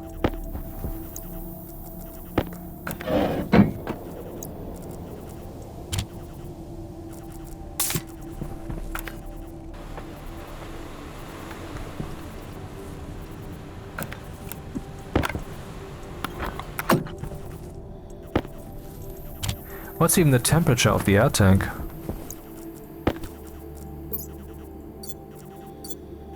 Can't see shit, man.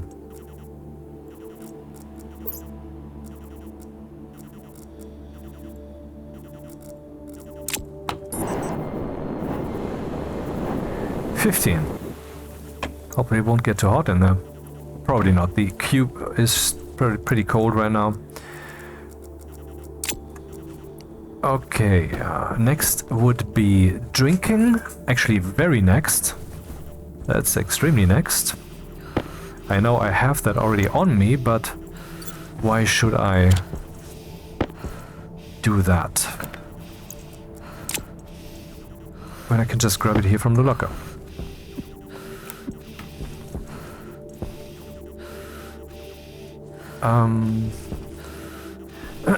Yeah, the thought process and the decision process are intertwined. This is why I'm making these annoying moves. Got it? Okay.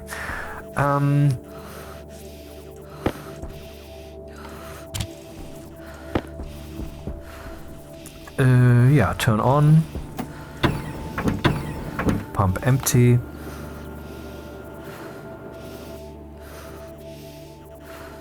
Again, exploit the fact that Stationeers has Pressure critical.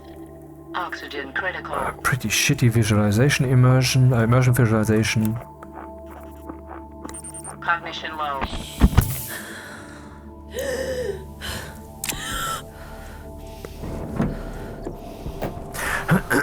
Because there should at least be something visual going on when I'm opening myself up to the vacuum. God damn it. So, the throat should now be cleared. Okay, where are we? What's the next thing on the agenda? buildings and stuff. Oh yeah, and smelting iron. I don't have iron, so the next thing would be I need to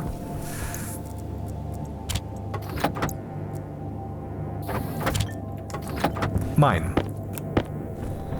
Since I don't like that, I could refer to that film with Dennis Quaid, Enemy Mine. Power critical. So what is it that I needed? I do not recall. I think it was the tool manufacturer. Oh, we need more iron. Yeah, okay. Fuck.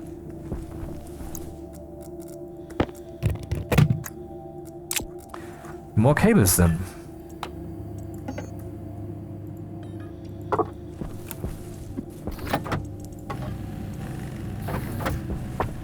Okay, maybe another locker? Ah, yeah, I could print another locker.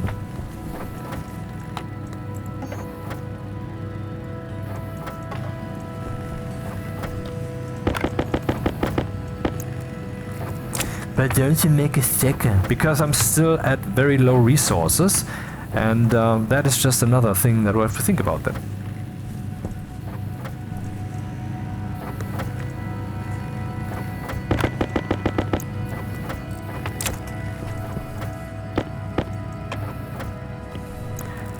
Yeah, power critical is also something I should take serious soon enough, yeah. But I have 2 full batteries, so doesn't really matter. And that was wrong, I should have done that in a different order. Somehow Palpatine returned, seriously. How helpless can you be as a writer?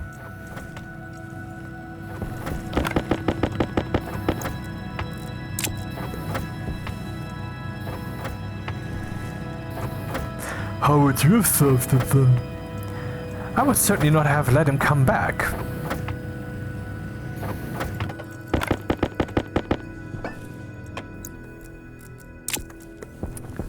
By the way, I'm pretty sure that the apocalypse is going on, I mean the real one, where people will be judged. And that, I think, may be the reason, I need to go mining now. Maybe I should smell some stuff first. That there are so many media by Disney, for example, going on where they are trying to portray the bad guys as the good guys. You know, it's not actually that bad, you know? As if they're pleading for mercy, but there will not be mercy. Because the judge is you. You will be the judge, / the universe, you know? You will have no choice but to see.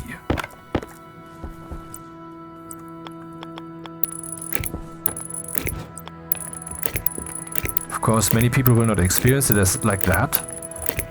They will think it is an outer force doing that to them because they don't understand and don't see that they are the universe themselves, of course. Everybody is. Anyway, so let's smelt some more stuff. I don't have anything more to smelt. Okay.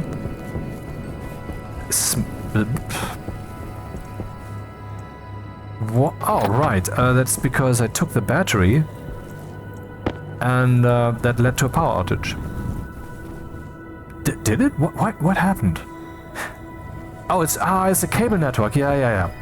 No, I did it right. I used this battery, not the other one, because that could have been empty then, and so the arc furnace craps out. But no, I changed the cable network. One of the things that I would like not to have that effect on devices. And that would be part of the power rework if it ever comes. Alright, so we need iron first and foremost. And also some volatiles. I mean, I have some, but I would like to have more.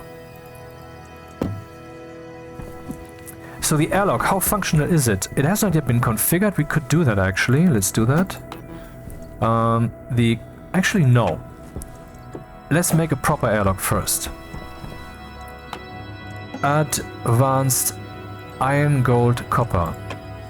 Oh, we have that. Cool. There was again that tooltip-ish thing. Right, I need iron. I don't have iron. None whatsoever right now. Okay, but that's something I definitely want to do anyway, so...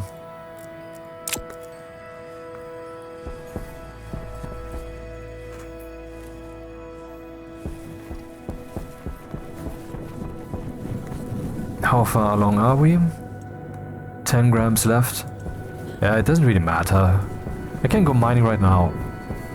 So do I have the energy? Do I have the power for that? Here we have a battery. Good. And here we have a drill. And we swap this. Not like that. Stupid mining drill shenanigans. No, not at all? Seriously? That's one of the things that also need primary fixing. The mining drill as a primary tool is not something that someone may or may not possibly eventually use at some point. Oh, I have to save. Autosave is off. What a game, right? It's an early access game, and this is the beta version. But no problem. It doesn't crash. Haha. Let's check the tracker again. But instead, it is something that we need all the fucking time, and therefore, it should not have this stupid problem that it prevents, that it makes the user interface harder to use. And that is really a place where I cannot basically, well, where I cannot say, yeah, Rocketworks team doesn't have enough time and so forth. No, instead, there I must say that is one of those examples where they are just prioritizing objectively wrong. The user interface, I'm not expecting them to change it. I don't expect them to do away with the two-hand concept. But what I do expect them to do is to remove the parts where it doesn't work right. For example, when I use right mouse button teleportation of items between my hands and my inventories, I expect that shit to stack instead of just to use an empty slot. And when and actually the tool belt, or maybe at least the advanced tool belt, or maybe both of them, should have the option that you can assign the numeric keys, which are currently used for the inventories, yes, I know, but I mean we could use other keys, we could use the numpad, whatever, you know, so that you get the tool that is in that slot. There's some logic problems there, yeah, what happens if blah blah blah blah blah blah, but you know, don't tell me that can't be solved. I actually wrote that at some point when someone asked that question in a forum. This could be done. In this case that, in that case this, and so forth. See, it's not that complicated, it just has to be done. Is it being done? Nope. Sigh. Right there, so let's smelt that iron.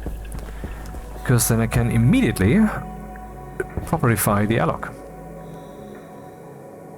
And maybe come back to a station that welcomes me with warmth. Yeah. The loving arms of my station. Alright, I cannot click the button because I'm holding the mining drill. Case in point. I cannot forgive that. It's just an accusation that sticks. They are not prioritizing correctly. The store page should have been updated. How hard could it have been to just take a few screenshots and slap them in there, you know? At least new screenshots. I mean, new video, I see how that's a problem.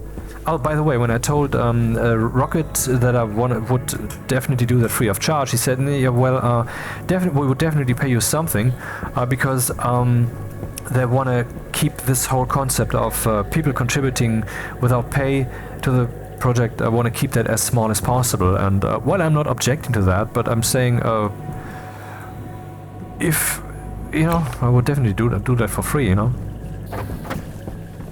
Because why not? I mean, there's also, I mean, some people might not ever have experienced it. I have no clue. I mean, I only have my little perspective.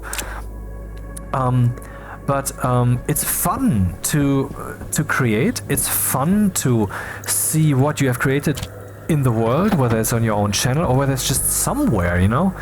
Now, if someone takes your shit and posts it as their own shit and claims, I did this, yes, when that's not the truth, that hurts. That's a different story. And if they, I mean, I think I even said without attribution, so they can use that without saying, hey, this guy made that. I don't give a fuck. You know, I want I'm not saying that as in behold the girth of my length, but because it's just the truth. I mean, you can. Maybe that's also a thing. This is not. Is this a humble brag moment? Maybe, but I mean, I have experienced so many moments of ego destruction. Is that what that is? For years, that I've gotten used to just, you know, keep it true. You know, keep it real. And if I say this and this is what it is, then I'm not saying that as in. I feel bigger by saying it.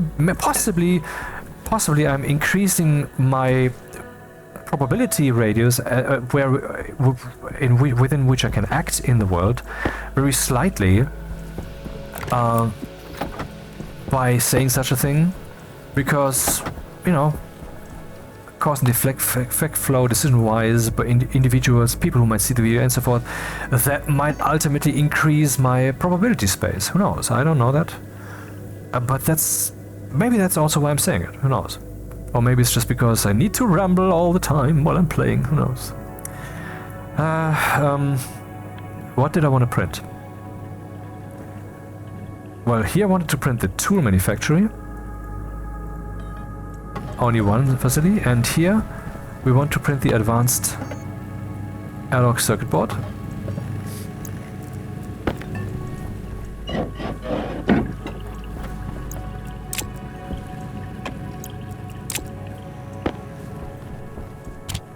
This goes to the garbage pile.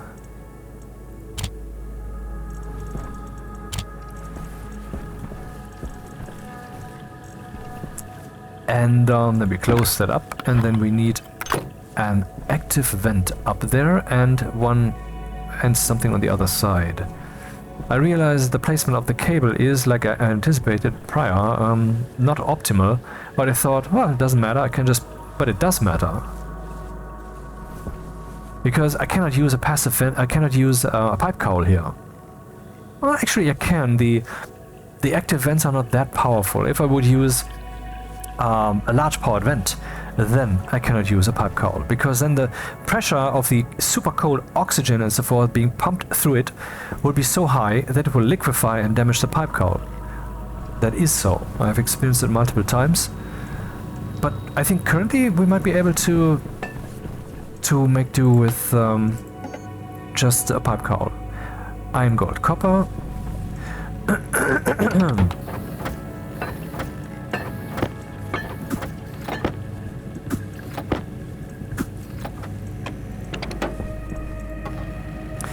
Yeah, and the user got a Bigfoot MSR, whatever that means, made 3 tutorials for Stationeers, which you know because you have seen them possibly in your Stationeers installation, because they were put in, and that's cool. And I don't know if the guy got some money for it. I assume not, but just because we don't know that, it doesn't mean that they didn't, because it's a sensitive matter. And the less the developers talk about that with an individual, the less that topic is basically touched.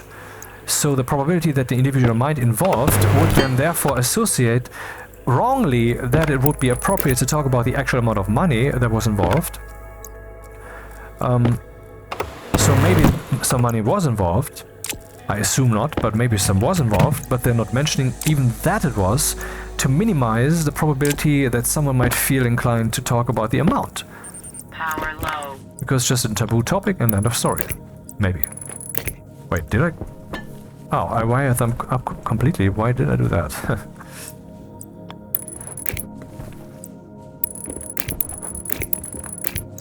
Okay, now we have the tool manufacturing, and here we have that stuff.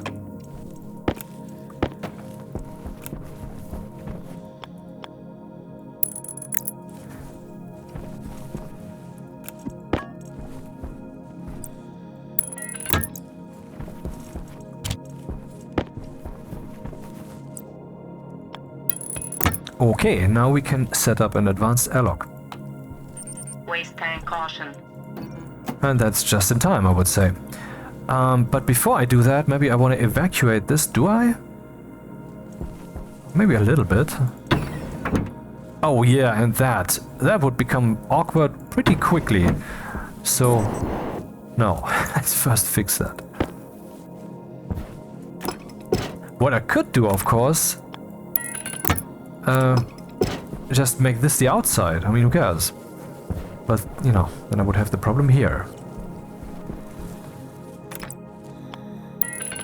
Praised be the auto-rotate when it works. So, 0. No repressurization because I got better things to do with my life. Composite door exterior. No. Yes.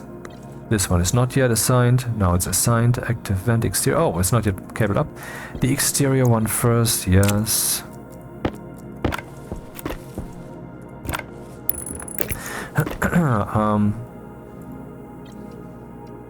Can interact. Can interact. Cannot interact. Done.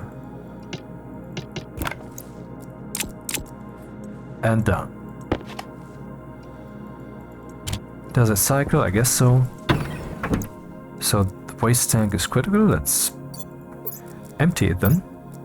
No, not critical. And then do the magic stuff, which is hope that nothing will be destroyed. Let's reduce the probability of things getting destroyed by setting the air on fire. Can I do this right now? Oxygen, looking good. Okay.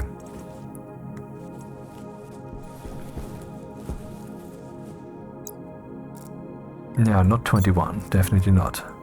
Let's do 3. 3 might be good.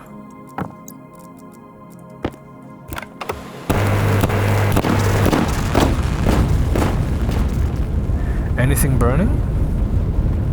I mean, yeah, the air, I know, obviously. And it looks pretty awesome. -1 degree. You are kidding me. -1 degree is what we have here. -1.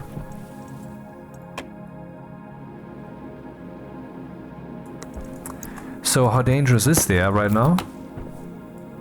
Who knoweth? Yeah, lots of pollutant, definitely deadly if I open the helmet. Or at least very, very dangerous and damaging the lungs. -1 degree, that's still too cold. I will just use a wall heater for the rest. Oh, what am I saying? I can just open this wall here, right here. Open this wall. Because then, all of a sudden, things will get warmer.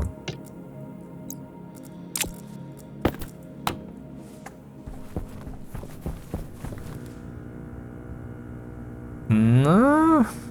Will it work out? Look at that. No, it doesn't. But okay, we have this natural heating going on, the entropy of the machines using power, and this one also. So yeah, we are now in an indoor space with a proper airlock.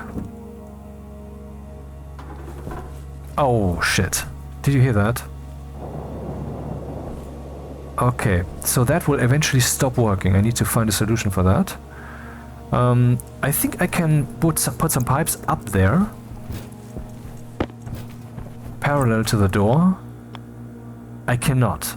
I can only go through. Shit. Done goofed. Well, what do I do with this cable then?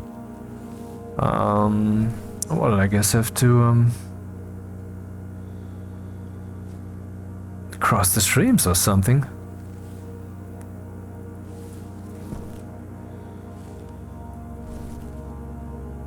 Yeah, okay, that's the solution.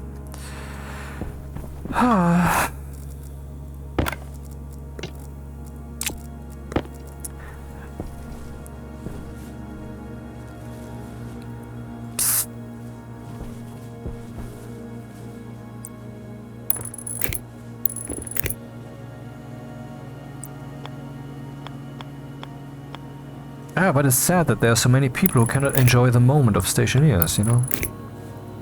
Who cannot enjoy that. It's just... I mean, this change that I'm doing here, it's fun.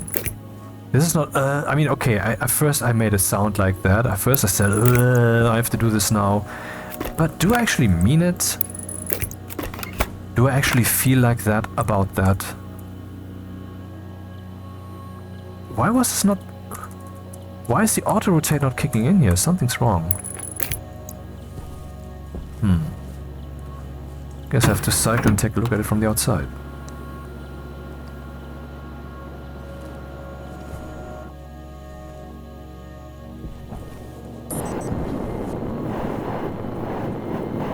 Oh, that's why. Because there was still that thing going on. Now the auto-rotate is insisting.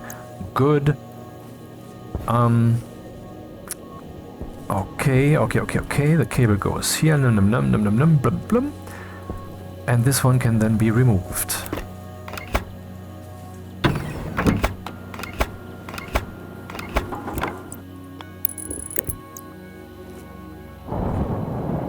Aha. The sound says it is now being charged again. Very good. Alright. Then we can move this guy over yonder. And I need a passive vent for that.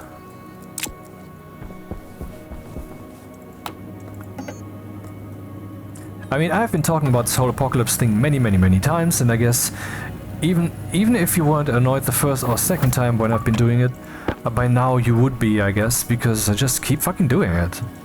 But that's the thing, to me it is really, to me it's real. Something I really believe is happening.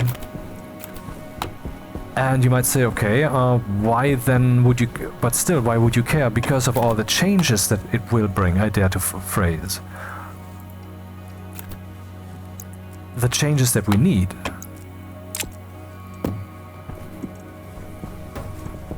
So God will come down from the... Bullshit! You are God. That's my worldview. Everybody is. No, we're the one dude who is split up into many. The final divorce. God is so divorced from himself. That's how I view this shit. Alright, I should unassign this and then put it here. And then I need... Let's assume it would be here. What then? Then I need a pipe here. No, I don't need a pipe. I can just put the thing right there. Okay, cool. From the outside, obviously. Else that would be pumping for a while. And, you know, this makes it one of the most important... I mean, I'm thinking about that daily, actually. Hydration critical. Which to you might seem completely bonkers. But I've accepted it as an actually real thing that's really going on, and something that is very good.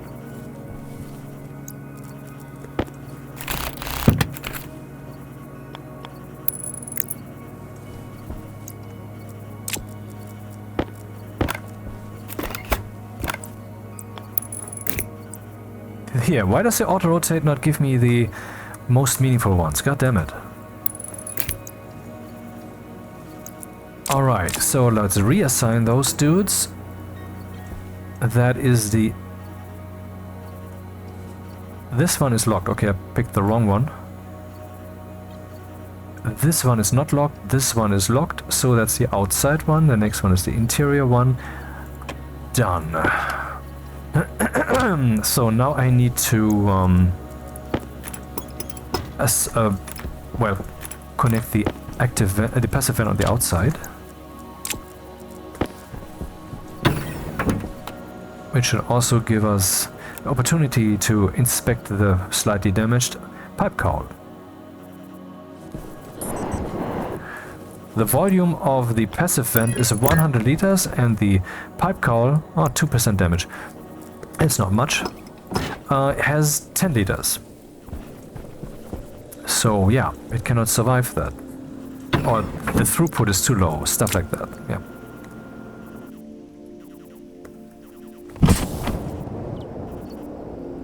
Yes. 0 degrees, helmet open. Cool, cool, cool.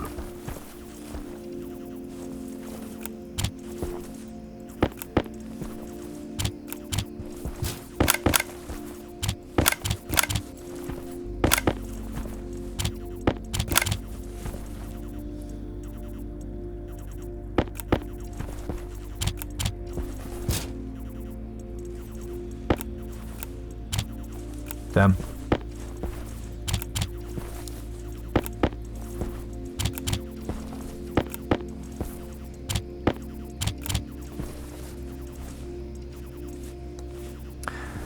Okay, here's my water stuffs. Let's remove this here. I actually planned on expanding the station area a little bit before I let the air in. That is now out the window. Okay, let's forget that then. Hunger caution.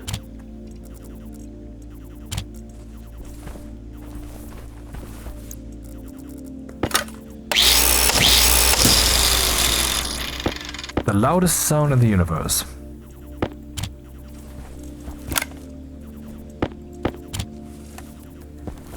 Okay, and the hydroponic stuff could go in this corner.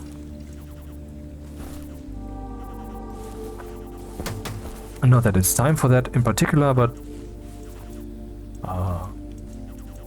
I mean, I'd like to work on everything in parallel a little bit, because it means that when it comes time to do stuff, I will not have to start from scratch. See, that's what I said earlier with the 80%. When you have... How cold is this, by the way? 17 degrees. Huh? Well, the water has so much thermal mass. When you have done something like 80%, so it's kind of implemented, it's kind of working, it's an alpha, you know? Like many things, or some things in Stationeers are definitely still alpha stage. The game itself not, yeah, but no.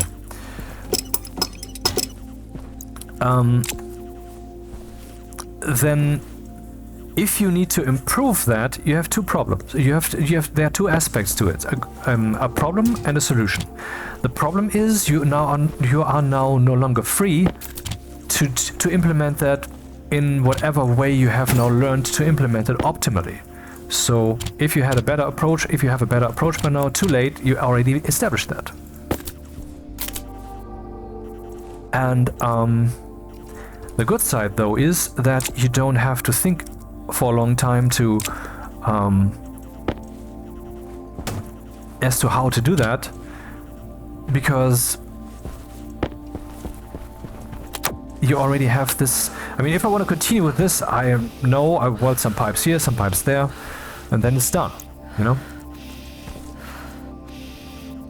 Would it actually make sense to place hydroponics in front of this? No, that would be stupid. Let's eat.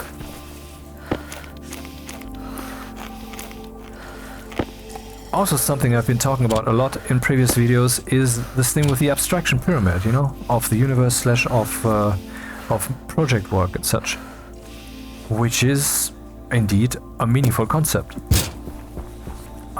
This is outdoor cabling, this is indoor cabling. I will eventually need ceiling cabling. Let's make some more cables. And maybe some heavy cables soon enough. Do I have copper? No, I don't. I need to go mining actually.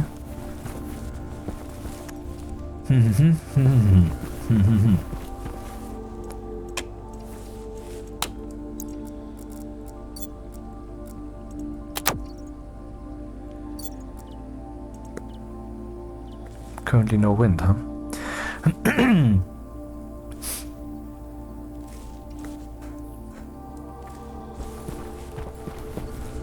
Yeah, but that's a good example of when you are building something and you have already built it to some degree, and then later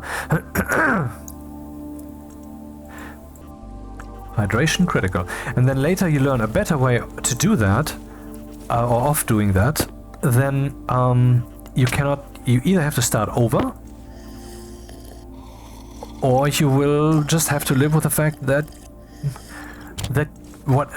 your implementation that you have so far is subpar, and you know, that's a bit annoying. Or you have to go through the effort of re-implementing some of that stuff.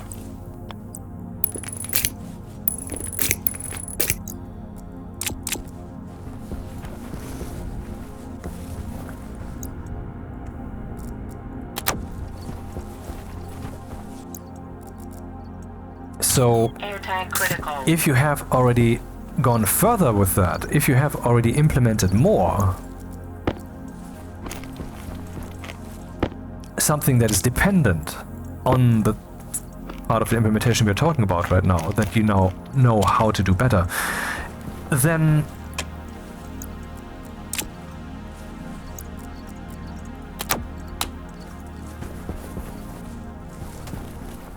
that thing, which is dependent on that foundation, will also have to be revamped, will also have to be changed. So that's a very annoying thing then. Lots of work has to be done. Technical debt, basically, that many then refuse to deal with. And so more technical debt, of course, is being built up. Because if the original implementation is subpar, that everything that follows is also subpar. It could be better, but it's not. Okay, subpar is not the exact way to phrase it then. Okay, battery is good. Let's mine a little. So first copper, iron. This is cool and all, but I don't want this now. And coal. I have coal. Okay, for steel. Iron would be good. More iron. And let's prepare the tracker in case I'm in an emergency situation. So okay, we have a station now where we can breathe. Cool. At least with some oxygen reserves. Hey, what am I saying? The planet is full of oxygen. The moon. It's a moon.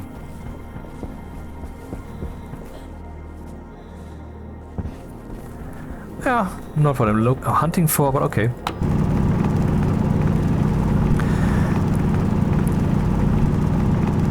So the abstraction pyramid, when you want to implement something, it begins with the intention. You want to do some stuff. And that is basically the foundation already. And sometimes, even though you might be a very driven person like I am, as in boredom, what the fuck is that? Then you're playing a game right now, dude. Yeah, because I want to play it. That's what is your point? If you're even if you're a very driven person, it might be that the will to do a thing might not emerge, and there are multiple potential reasons for that. One, maybe you're very intimately connected in your brain with the actual way that you would have to implement something. And all of that is energy that you have to eventually move around, the details of the implementation. And so the original intention might not emerge, you might not ultimately have the will to do the thing, because you feel all the burden of having to do all the details that will eventually then come, you know?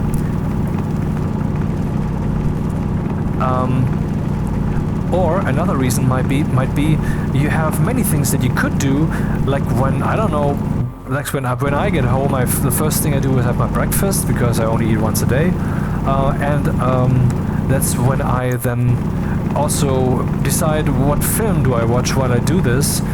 Currently it's very easy, because I'm watching Yellowstone, super great show, really, absolutely. And so I'm looking forward to watching the other two shows, which are playing in the same universe with the same family.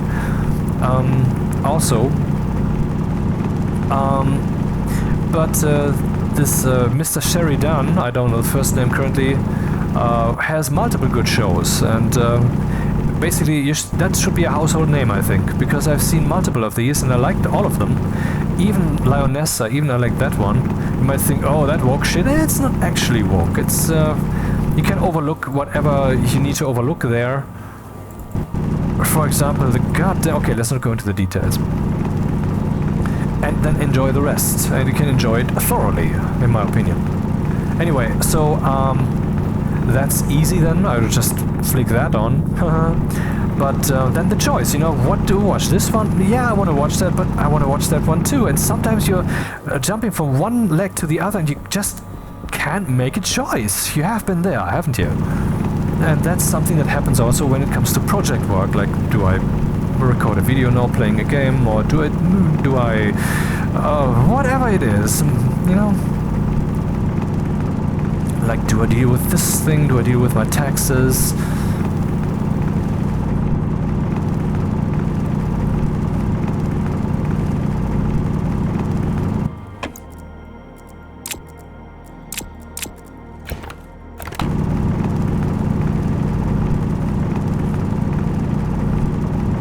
So this indecision aspect, that's what I'm saying, that comes into play then.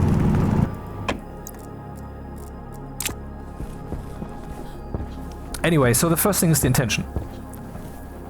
But let's say I have, well, maybe in this, I don't know, let's just use it. I don't know how shitty the example will end up being, so sorry in advance.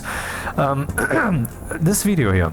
I mean, yesterday or the day before, I felt the itch. I want to do one of those again, you know, just play a little and blah a little, or a little much. Is that where the station is? Oh yeah.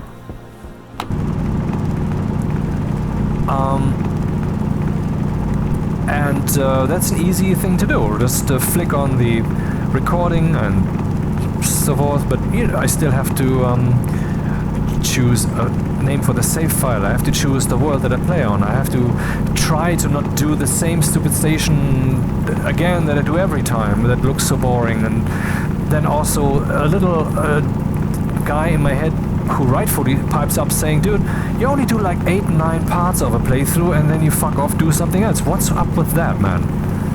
And yeah, sorry, I'm a chaotic pendulum. I can return to older playthroughs at some point. I have done that, but often I feel myself being pulled to some other place, and then that's the place I go to. Anyway, so then we have the intention, and but this is not really a project. This is just, you know, simple recording. So maybe it was a bad example. But later I have to upload this too. And if, for example, I would have made the mistake of using the new feature, it's not new in Ops, but it's new to me, the new feature to record the voice on a different soundtrack, which is very cool. If you drag that into your video editor, in my case DaVinci, then you don't have just one audio track there, you suddenly have two. One with the game sound and one with the blah blah. Haha, not bad. And that's something that I do these days when I record footage for some news video and such. If I had forgotten to change that, which I have not, then I would later have the overhead of having to pipe that once through DaVinci, because sadly YouTube cannot just merge those tracks together. It will just use the first track, supposedly according to the AI that I asked. The other track would just be lost, and that would be stupid, man. I mean, some people might be thankful, okay, finally a playthrough without all the blathering, but use a different channel then.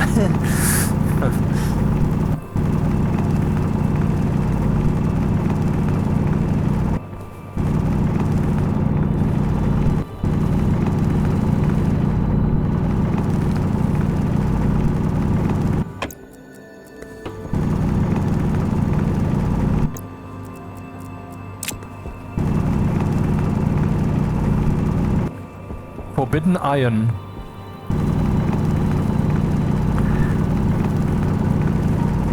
So all of that would be overhead that eventually has to also be done. Well, let's say this. Yeah, it's actually a good example. See, if in the beginning I would have left the setting of my Ops recording thing, and yes, I did a short test recording to verify that I'm not just, you know, thinking to do it right, but actually did it right. If I would have done that wrong, then later I would have to do that extra step. So the initial implementation would have been wrong, so I went the extra mile to make sure that the implementation is correct, and also verified that.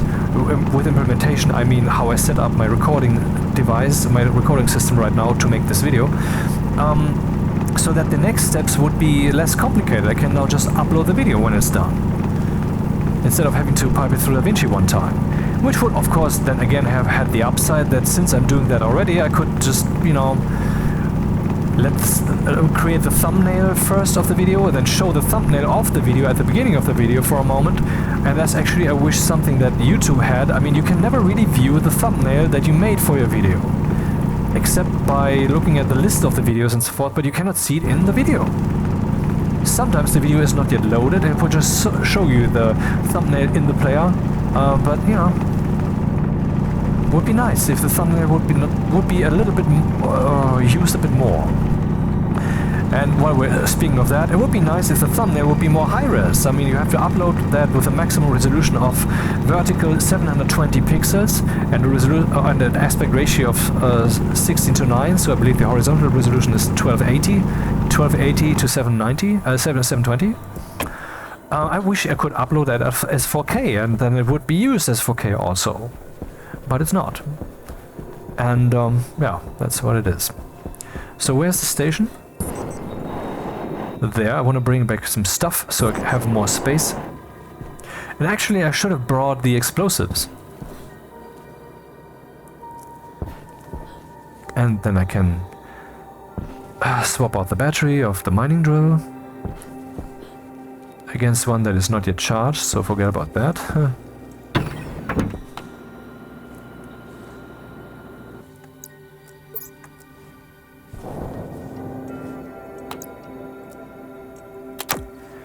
Right.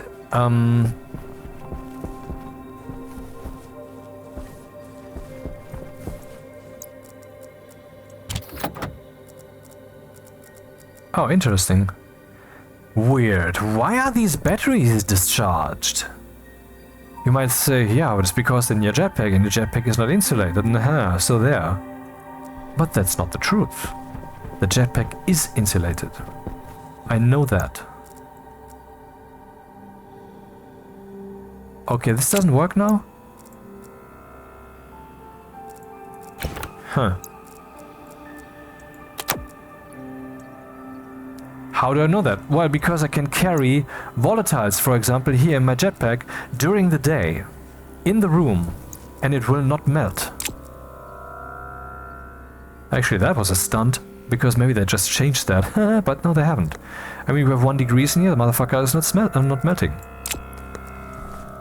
So if that is insulated, then I will take a little screenshot here to remind myself. Why are the batteries discharging? I mean, that's once again this one of these 80% implementations. Dude, what the fuck, man? Do it right.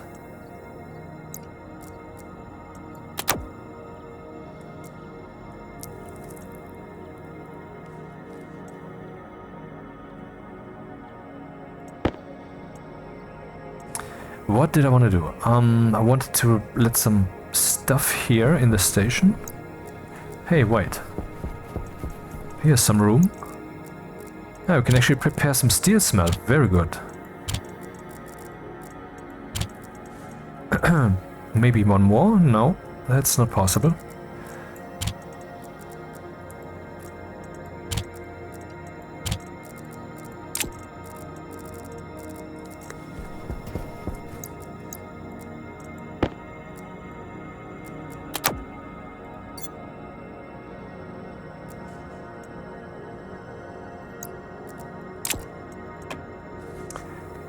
Anyway, so we have two 100% batteries right here.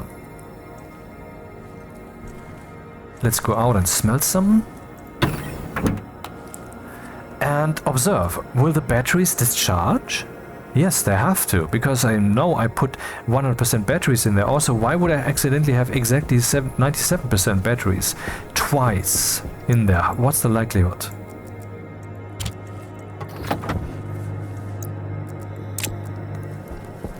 Okay, let's go in this direction then. Oh, I forgot something. I wanted to swap out my suit battery too.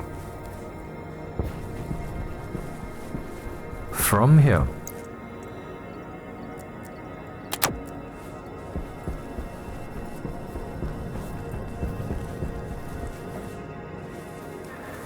Well, lots more iron I would like so that my first steel smelt has balls on its balls, and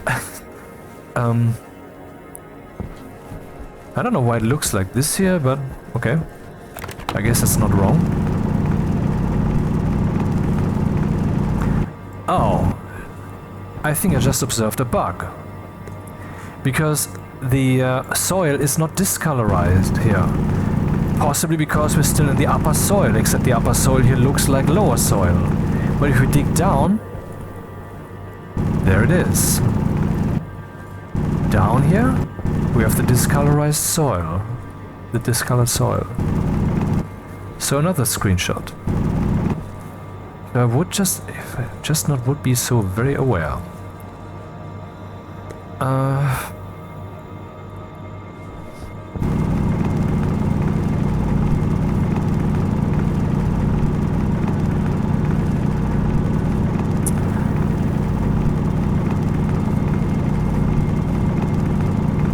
I still see basically monthly improvements regarding the functionality of my mind, which I had decomposed myself in 2001 to the level of pure mechanics, which is not something that anyone would now understand or agree with, or indeed see it for the utter profound, for its utter profundity.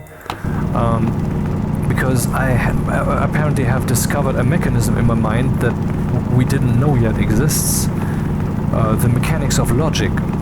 Well, I don't know how to phrase it.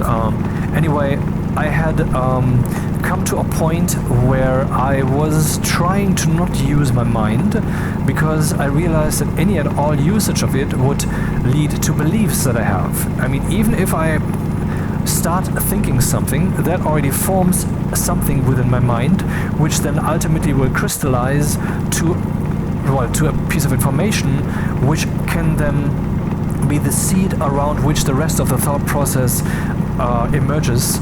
I mean, every last thought that you think basically works like that. I think that something fades in out of whatever that is, true free will in my opinion, the holy.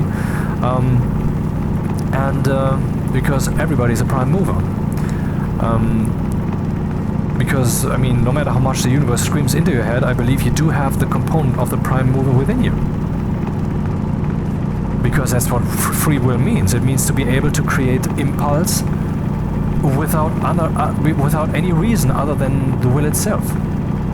That's what that means, nothing else. Anything else would still be a system within which your will is embedded and thus a kaleidoscopic slave to, instead of being free. That's what that means. This is a mountain, man. Okay. Well, that's certainly enough coal.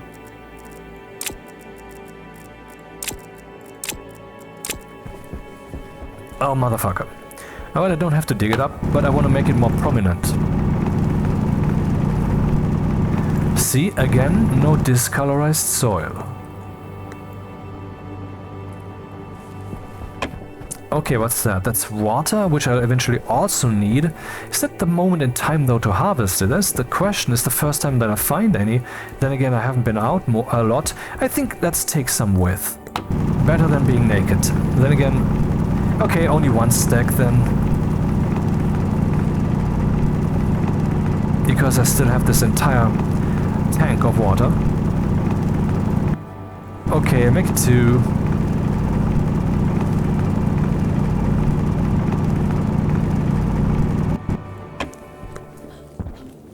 Save.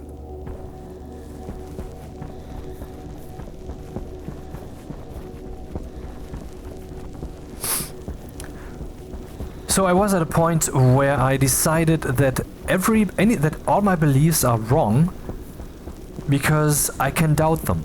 And if I can doubt them, this means that I have leapt to some belief instead of thoroughly researching it.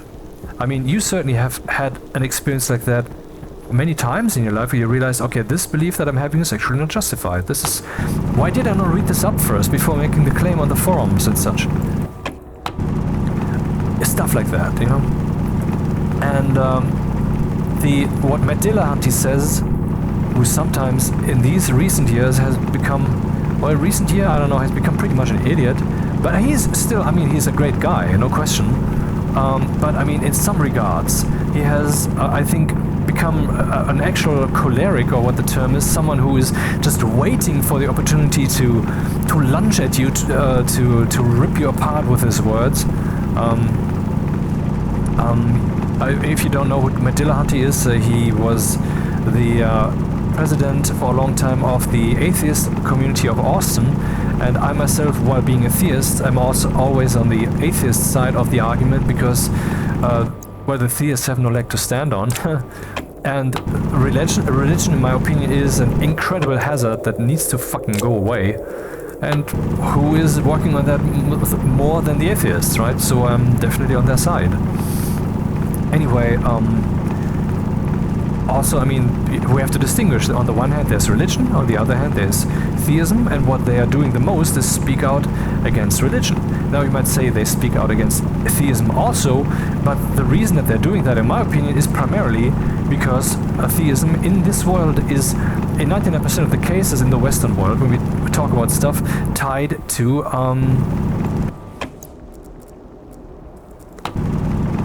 religion. And religion is basically the reason that they're doing this. I mean, someone having a belief in a god, that's not really the problem. But all the baggage attached, that's the problem.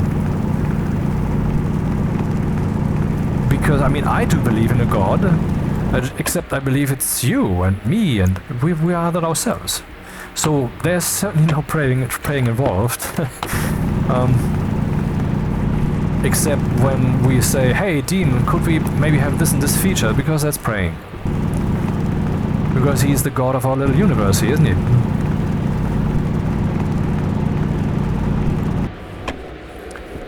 So let's bring some stuff back, because I have no more space left. And also I forgot the explosives again.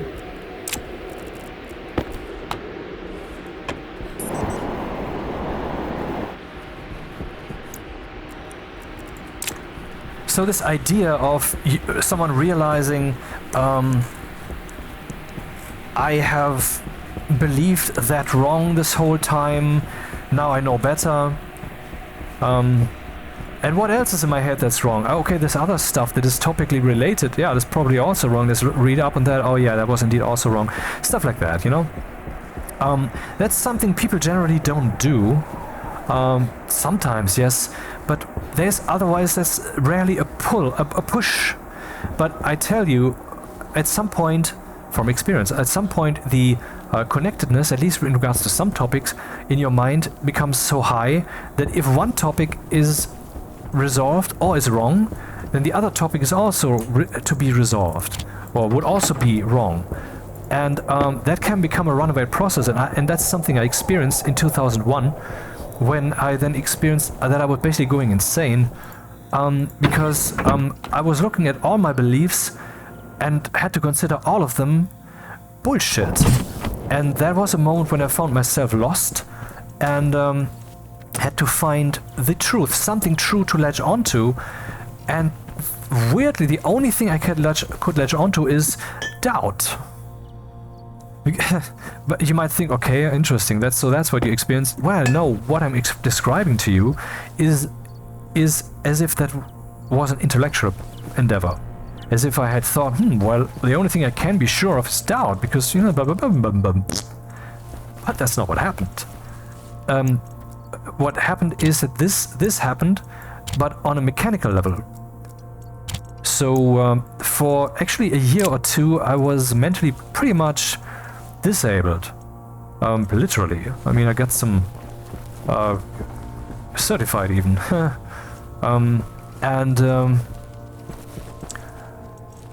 Now you might think, well, can I still spot traces of that in how you speak now and so forth. That's confirmation bias. It is. Because I have certainly exceeded the performance in humanity, like emotion and ability in everyday life, and oh, it's morning, nice, and intellectually and speed of information digestion and all of that stuff of the average human, definitely. And so yeah, whatever you might be spotting, like, oh, that's so there's still his disability that, oh, look at that, 97%. So yeah, there is a bug here, an inconsistency. So that's not the truth. Let's make a mining belt and keep all the gases here. All mining backpack? Yeah, makes more sense, I guess. So thankfully my employer kept me on, despite the performance of course having dropped as fuck. But that is over, and well, like I said in one of the previous videos, I am working in a small department that's actually its own company, like our company happens to often do, when they just say, okay, this is now its own company with its own website and brand name and so forth and so forth and so forth. I'm in one of those now. That is unrelated to the topic. It's just, you know, what happened at some point. It's completely unrelated. And we are a small team, and I heard, I don't know how up to date that still is, that we had the greatest per capita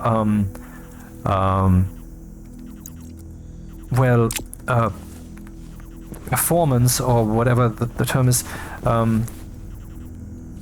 when it comes to money making, Umsatz, you know, revenue, you know, the greatest of the entire international company. Our little team of 5 people, or how many? I don't know, what, 6 or well, it depends. It's the fluctuation and so forth. Also, I would like to keep that fuzzy. Anyway. And this means that I play a relevant role, right? If this team is small, then my effect on the team is proportionally greater than if the team would be large, obviously. And if we are the most high-performing team, then it means that, well, whatever was going on years ago is no longer going on. So that's no longer an issue, but I mean, seriously, I experienced that any and all. I mean, I was really at the moment where the only thing I could do to escape that runaway process that had set my mind on fire there was to try to not use my mind at all. And then I had to figure out how that works, and I realized I had to not use my will. And I had to try to figure out how that works, and I couldn't find a way not to use my will, because if I would intentionally not do that, then that would again be a form that it takes, that I had actively achieved, which flies in the face of the goal. The goal is to not instill any motion. But that is then when something happened that many of you have experienced before, but in a very lower level of resolution, of course, which is that I experienced mental relaxation. I just relaxed my mind. It's very pretty easy, right? You just don't do a thing. You just, you know, except when you're in that situation that I'm describing here, then that's anything but easy. So, let's drink some stuff. Oh. So I ran into basically all kinds of directions, and that was really a bad moment. And the reason that I ran into that whole thing was my theism. But let's not go into that. So we have feasted. We need to drink a little more. Yeah, let's drink that.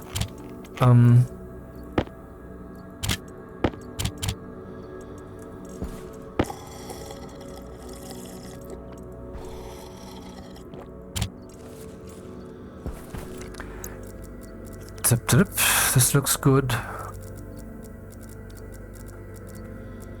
Okay.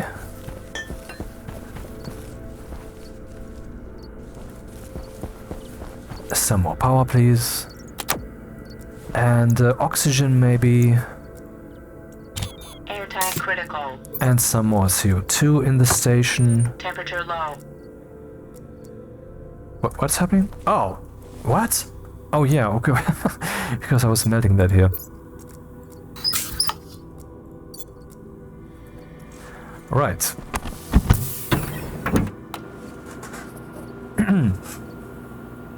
So ultimately I was basically in a moment of despair, and then you might think, okay, so you had the emotion of despair, you had to let go then, and but that's not what it is. I was observant of this emotion taking place, and was observant of the mental tendency to then therefore let go. And I realized that that is a decision-making process. In other words, I was still using my logic. I was still making a decision of intentionally using my will based upon logic, based upon data. So yeah, I'm trying to make clear to you how high resolution that runaway process really was. I was basically calculating what is my emotion.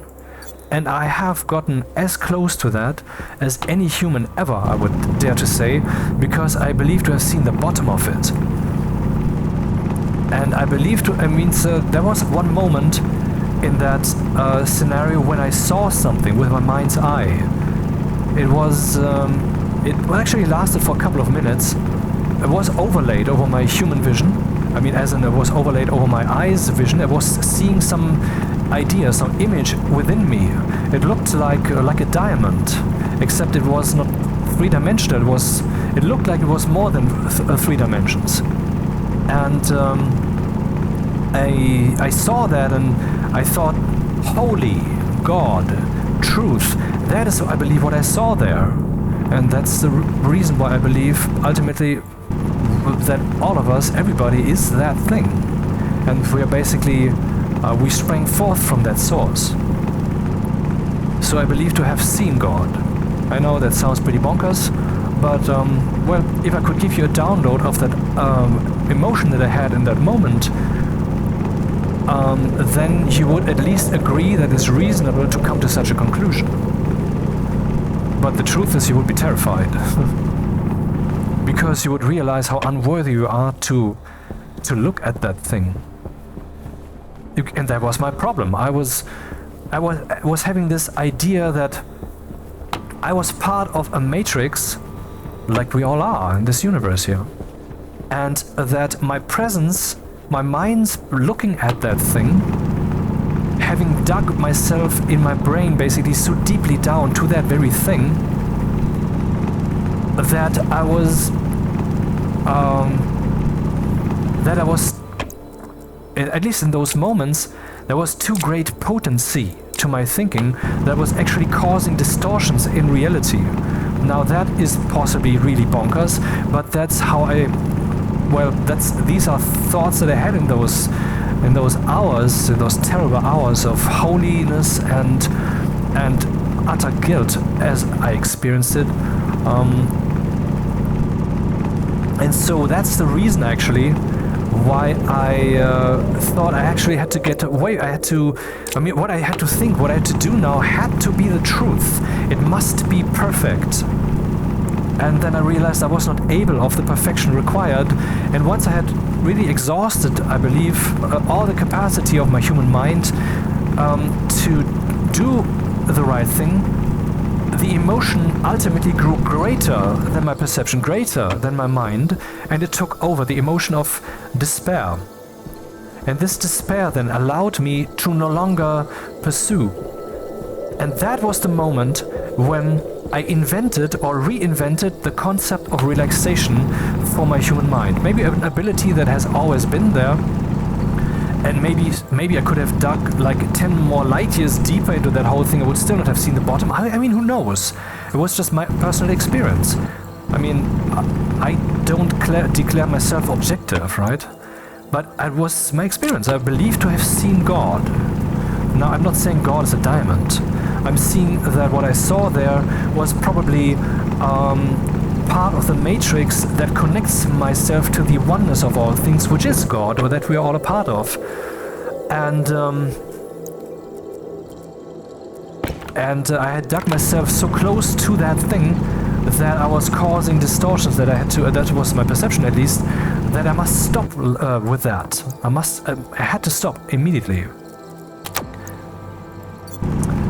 And well, now you might say, well, okay, fine, but then a couple of days later everything was fine again. No, it wasn't. This runaway process was going on for years.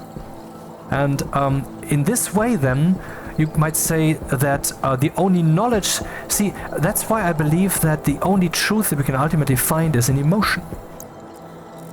Because in that moment, what freed me, what allowed me to find truth again, which to this day has created some extremely strong views in my head, and something that I would call, well, if my views would have been objective, and I'm not claiming that they were, you know, those experiences, that would mean that I would have found some objective truth also.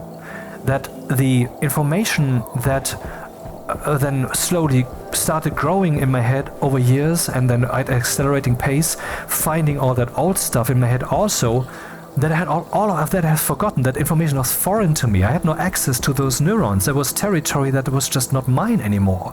When I looked at that, I didn't even see it. It didn't have any meaning. Reconquering this, and then of course purifying this, and lifting it up like the 500 new levels of resolution that I have found, and then making that mosaic on the resolution of pure emotion. That is what I thought. I don't dare to claim that I am like that, because that would mean that I'm a holy person now, which is not what which I'm not willing to claim, because that would not be sane.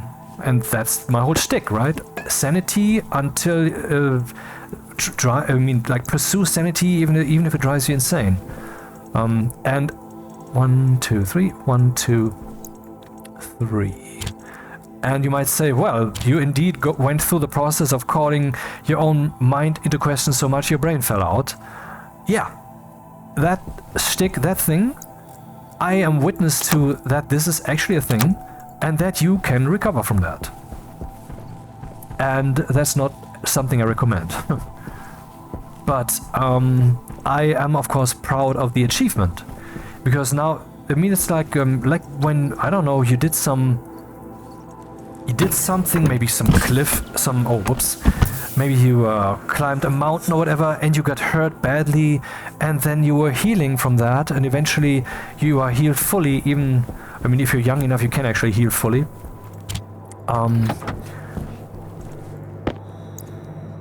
And then later you're proud of having done that thing and having healed from it, but I wouldn't say so, because what I have done is just what everybody does. Over the course of your life, the resolution of your brain, of information resolution increases. And so you find that you have to fill in all those pixels, because there might be plot twists about. Like there's a photo of someone stabbing someone with a knife, but if you zoom out, what's really happening is the situation is completely different. The image was cropped wrong. That's kind of the situation you find yourself in whenever you fill in that mosaic of your brain, of your mind. And somehow I had found the actual... I had asked myself the question of this resolution increase too deeply, that I had actually isolated the concept as a meaning. And that meaning itself then was something I kept basically performing by thinking it. So I had this runaway process of information resolution increasing, which was basically driving me insane. And that's something that can happen, yeah. That's one of the reasons that I'm saying that abuse of the mind, which I do not consider that to be, because it's something that we are all expected to do, maybe not on that level, but we are expected to improve our information resolution. We are expected to be agents of truth, not just from the will of the universe or the mind from the universe perspective, but also from the society perspective. 1, 2, 3, 1, 2, 3. Because, I mean, you know, if there's 1, 2, 3, 1, 2, 3, if there's someone who is not truthful and they're acting upon it, that leaves its negative traces in the world. And I don't have to continue, you know exactly what I'm talking about. But at some point, that drive to increase the resolution further is no longer there, because society is satisfied, basically, you know? And that's... but we are all asked, basically, to learn this drive of increasing the resolution ourselves. Maybe it's time to make the furnace, huh? So we can finally have some lights here, thanks to the station battery. Also, soon it will be day. Where will I have that furnace? I would say here, right in front of the door. Or here on this side where the other furnace also is. I think that makes the most sense. Then the both of these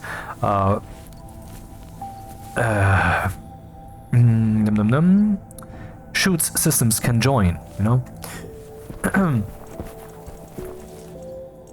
Where is... there it is. Do we still have enough of that? Yeah, we have some of that. I wouldn't call it enough, but I can make the arc welder already, but why bother? Let's make the furnace. And, yeah.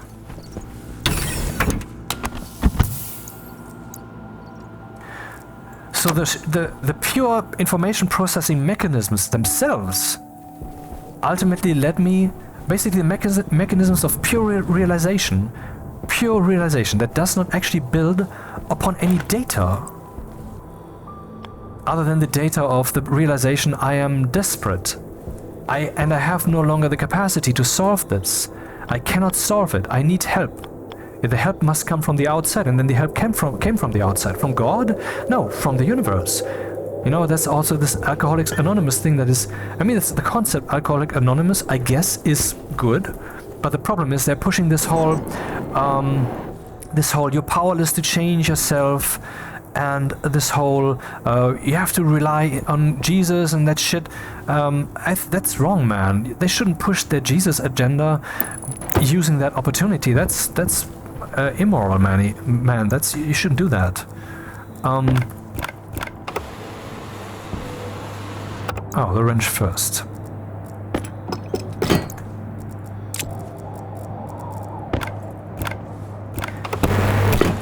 But I mean, we do give ourselves to a higher power.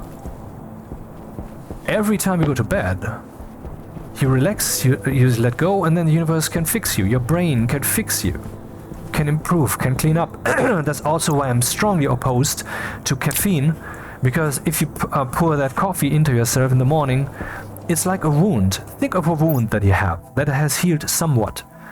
If you now open that up with your fingernails or accidentally, the wound will be bleeding again, or it will possibly even deeper now, or underneath you will find, yeah, it has healed somewhat, it's still open again, but the rest of the healing will still be faster because some healing is also deep in there, and so forth and so forth. But I'm saying that if you let the wound heal completely, which might take less time, then ultimately your healing will be faster. So if the body can do its thing in full, instead of you tearing off that crust every morning when you use caffeine, then, you know, I think that the world is insane in part because people are abusing that stuff so much. So caffeine, no, that's not a part of my life. Hasn't been for actually 20 years. 20 years no caffeine except for 1 or 2 glasses of Coke in 2012-ish. Okay, that's the furnace. We don't have to complete it now already. Actually, I wanted the furnace to be indoors. And I should... crap.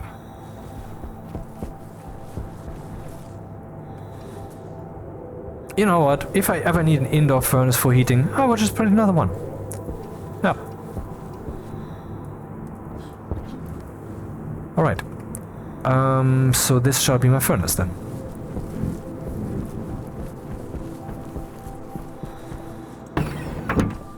So, pipe, valve, and passive liquid drain. Because we have learned, haven't we?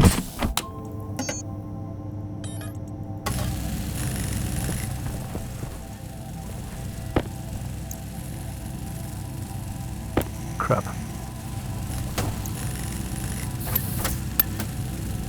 Yeah, I can use multiple.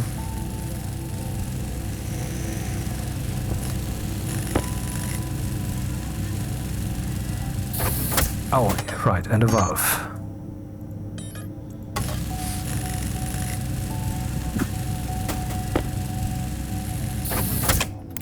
And a pipe cowl.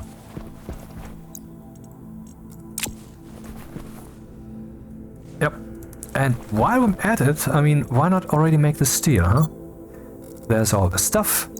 And let's turn all of that shit into steel. Let's make 4 stacks of steel.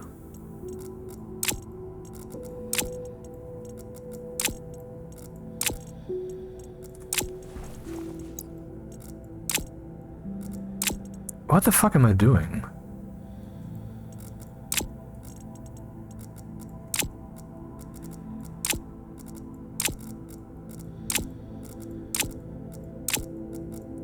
Alrighty.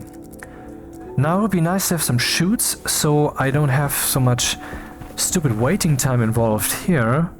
Yeah, I have some chutes, coincidentally. 7. 7 should be enough for what I want to do, but I cannot carry them.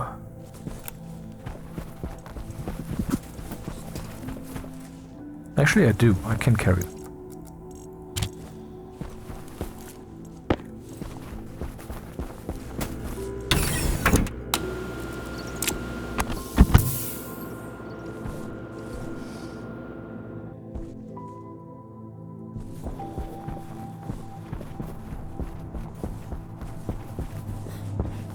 Well, and one of the because of this profundity of the experience, my thought process have changed radically. I mean, a lot,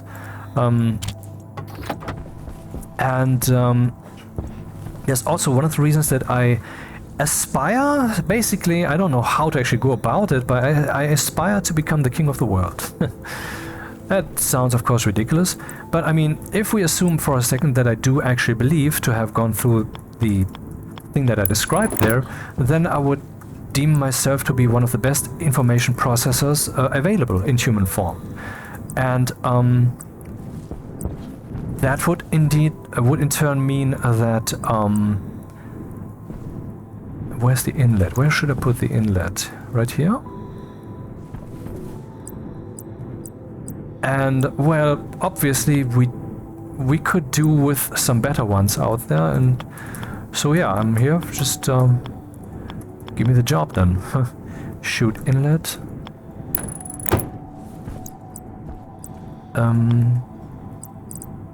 Would I use closed ones or open ones? I mean, if we are out here, it's cold. I can use open ones, but can I afford them? I cannot. Ah, shit. The schedule calleth.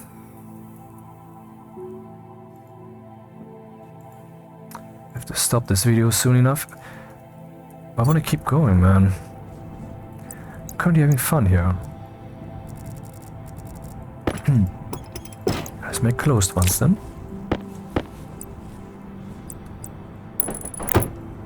Well, that's the reason for my theism, because this information that I believe to have seen, I know what that sounds like. What I'm supposed to do. I mean, that's the experience I had, and that's the way I would describe it, because that's the way I experienced it. It's not even a metaphor. I believe to have seen the thing.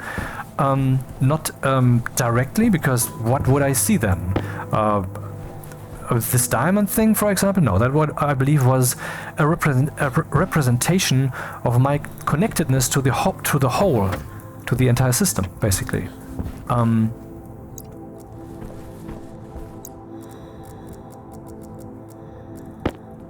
Is that the output? Yep. Let's... done goofed.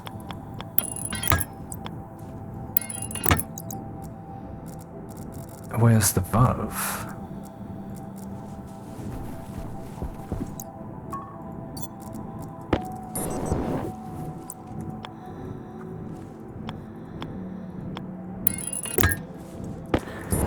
What I saw without visuals was the meaning, and that's how we all do it. You know, you process meanings. I mean, you don't think in words. I mean, if anyone thinks that, please think a little longer. Dude, if you, I mean, the idea, I think, therefore I am, which is wrong. I mean, it has to be, I perceive, therefore I am. Thinking is a secondary thing. Thinking is secondary. The first thing you do is you perceive. You perceive, for example, that you're currently not in the process of thinking, that you're currently not thinking, or you perceive that you are thinking. But the perception is always there. And you perceive, therefore you exist. And I believe that God is just pure perception. Perception without form, that can give itself any form that it can. And is that not what we're doing when we're thinking, when we're choosing to go in a certain direction? That is us giving ourselves, at least on a small level, I mean, it's not like I'm growing a new arm or something, a new form. Okay, this is... Yeah. Yeah, it's good enough for now. So, let's heat the motherfucker up. And this one needs to go because it's in the way.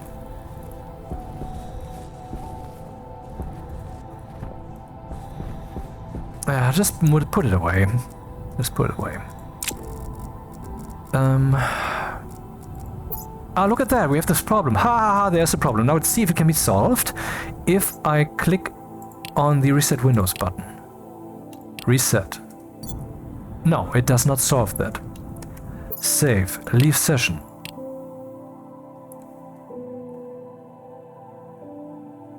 Yeah, well, there's probably lots of stuff in memory.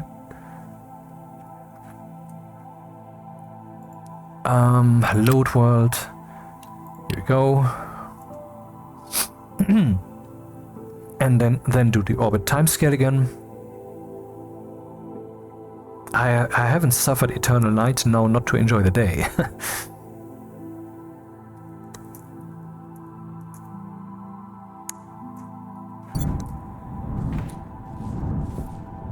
And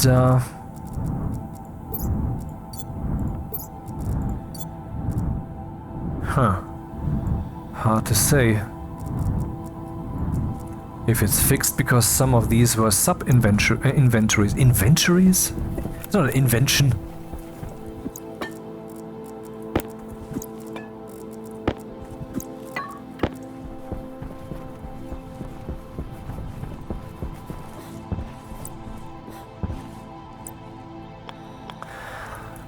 Yeah, so I believe I have to have seen the fact, the supposed fact, you know, that I claim as fact without claiming that I'm objective about it. You know, I'm still saying I'm subjective, so maybe I'm wrong. The supposed fact that we are all that one dude. Except we are, I mean, this network basically that I saw was the structure that we have woven, basically part of the universe,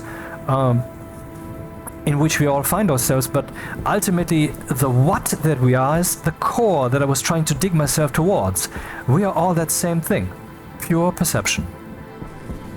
Everybody is God. That's what I believe.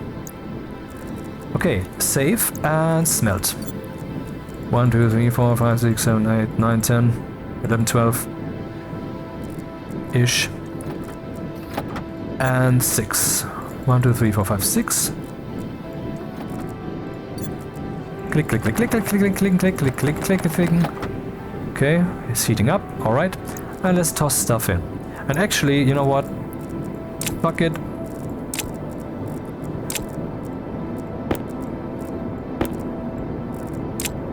This is right. 50, 50, 50, 50, 50, 50, 50, 50, 1, 2, 3, 1, 2, 3, 1, 2, 3. Okay. Let's just smell all of it. And get ready to open the valve if necessary. Because the pressure will certainly increase with all the degas stuff that is happening right now. All the gases that are inside the ores.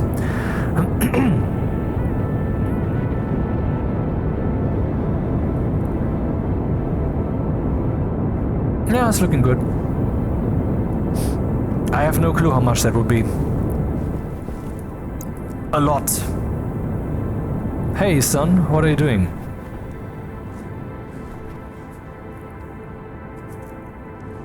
Stars. No stars. Because that right there is the big dude, Jupiter. And we can already see the surface a bit. Where the sun is tangent, touching its, well, surface. How we visually experience it. But now I have to use my flashlight regardless. That has to be fixed, there's no way. Well, so someone made that mod for Minecraft with all the smoothing and such. And Notch, the main head behind Minecraft, was strictly against it. He wanted to keep the blocky look, the raw look, you know, consistent with the rest of the game, and also because it's history and so forth, I guess. And so But eventually he caved and put it in, and are we not all thankful for that? And I believe that eventually we will have a Minecraft moment here in Stationeers where Rocket will cave and say, okay, that you need the flashlight the whole time during the day. In this particular scenario, for example, that doesn't fly. It's very bright around, so the ambient value of the gas should just be a bit higher here. And okay.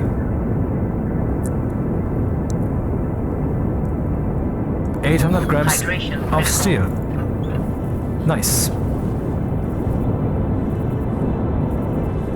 Alright, thing is empty.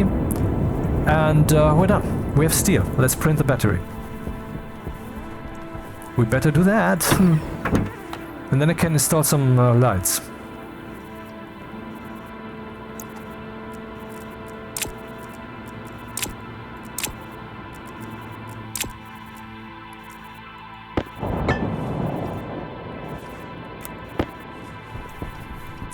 Maybe that was melting the whole time in my hand, huh? I really didn't notice. Anyway.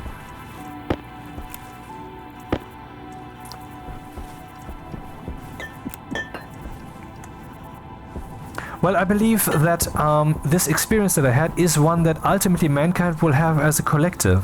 Not necessarily that mankind digs itself so deeply into thinking about emotion and information processing that we suddenly realize, well, I must be God, and that kind of stuff. Which in my case was also not, again, not an intellectual thing, it was an emotional experience. And ultimately I have been rebuilt from scratch, is at least my take, and I have literally 4 years of first-hand daily experience with that, so I should know what I'm fucking talking about. Hunger, caution. That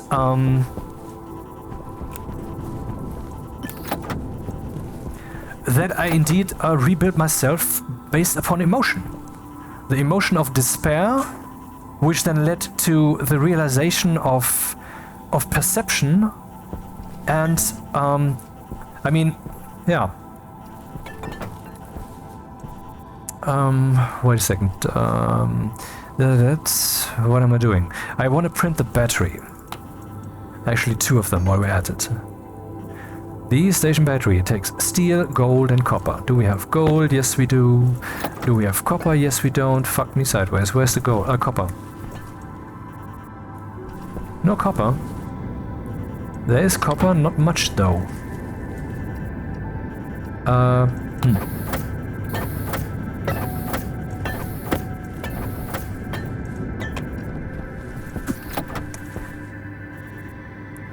Yeah, that's enough. So we can make 2 station batteries. Nice. Which also means anything we need we need heavy cables.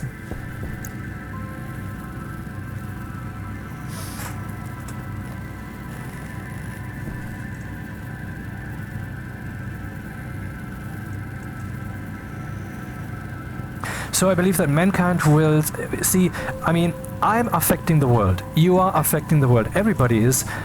That's also why the ones in power, in Germany for example, and particularly in the United Kingdom of fascism, would certainly want us not to become aware of certain things, because the moment you become an agent of a fact, that fact will effectively be fought for by you being an agent. You talk about it, you live it, and so forth. And in this way, I believe mankind will ultimately enter an age, and very soon is my perception, where the fact that we are all of God will enter our world in a very tangible way, which will ultimately have a karma space effect, with that everybody will see what we were trying to do, fellow gods, from the beginning of mankind was we were trying to free our will. Try to escape suffering, basically, and then when the suffering level was over, we were looking for convenience. You know, or maybe, well, this food, I've eaten that, let's eat the other food instead, that's better. Dude, at some point you were happy to have food in the first place. See, I'm saying what is suffering to some, or what is insufficient to some, is still bliss to others. And we keep climbing this ladder of perception and also our refinement of understanding. Like people these days are much more aware of their emotion, and so, hey, you insulted me and whatever. I don't want to go into particular details or particular examples. Where would I put the batteries? Here I would say, here's where the power comes in. I would have to stack them. Or make a row of batteries here, certainly not on the outside, because, I mean, the batteries should discharge on the outside, which stupidly they don't, because they only discharge on the inside. When it's cold, they discharge stronger. When it's not so cold, they discharge less strongly. That's how it goes. Hey, wait, this entire cable on this side is outside cable. I can put them anywhere I want. Oh, let's put them here then. This is my little battery station. On the backside,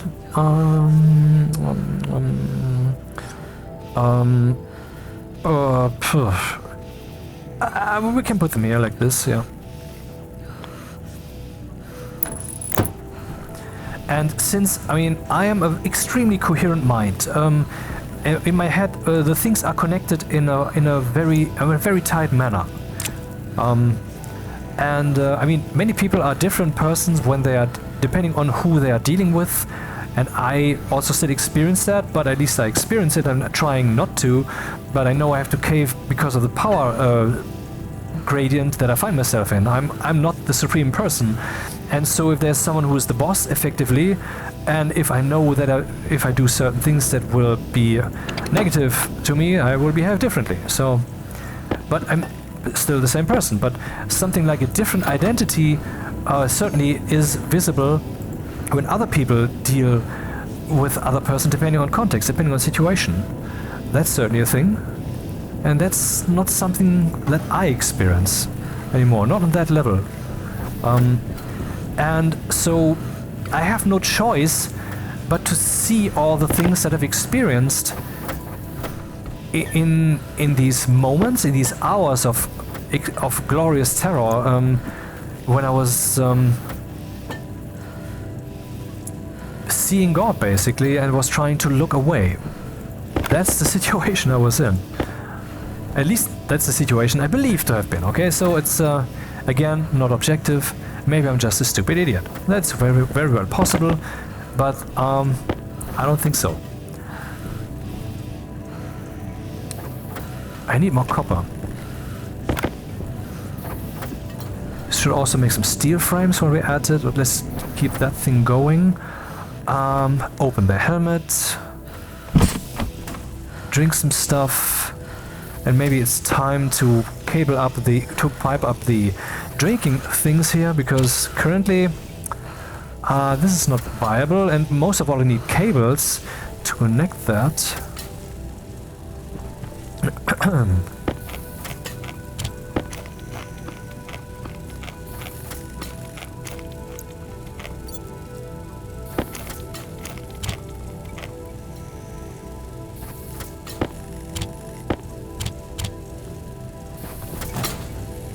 So batteries. I need to place that battery, and should I stack them? Should I cheat?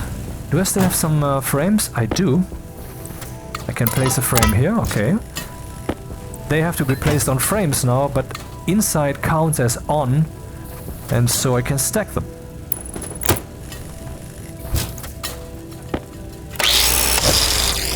And I'm 99% sure that's the first time ever that I do this. That I'm using this stacking trick to stack my batteries.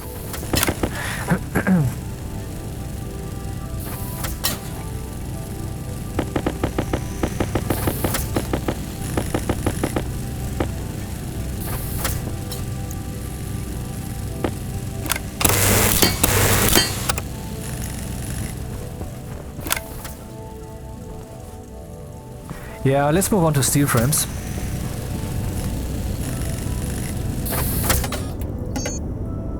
Will take long enough.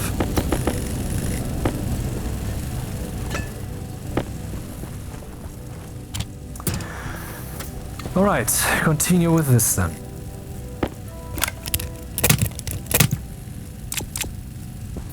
and we need heavy cables, for which we need copper.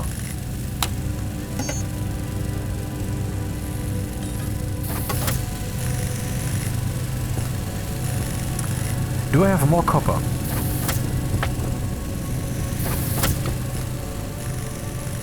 Yep.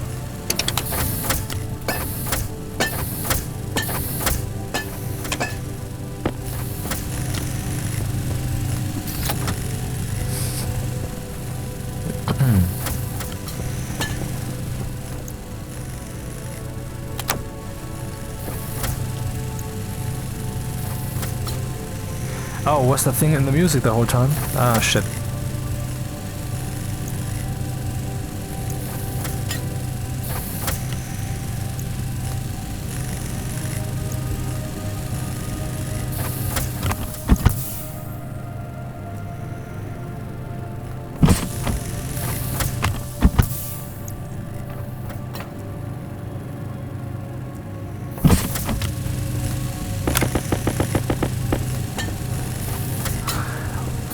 So I have no choice but to observe the world through my, basically my theistic view, because it is so foundational to my entire identity, because it was at the root of my rebuilding process. Like I was talking about, see, that's again the connectedness kicking in, haha, I was talking about this thing with the projects, right? Where, you know, you have to start with the right steps, else you have to revamp everything, and I have revamped myself, and that's why that took so long. It was such a painful process, but I have revamped myself,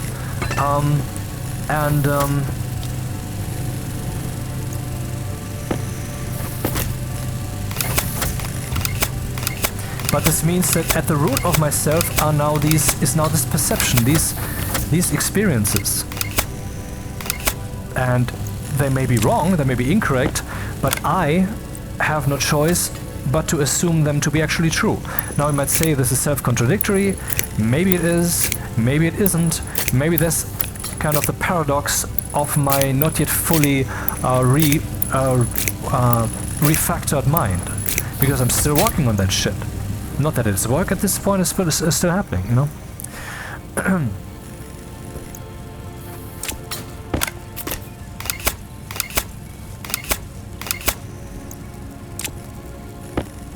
So that leads me to sometimes have a belief, which I am so convinced of, but simultaneously don't quite believe. And my interpretation is that it's frequencies.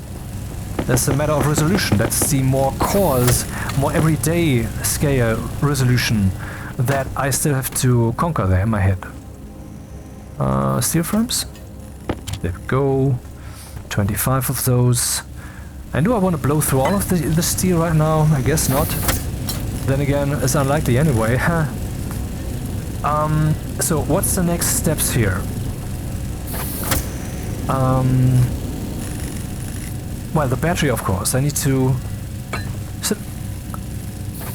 Oh, I'm no longer printing... Oh, gold! I need more gold.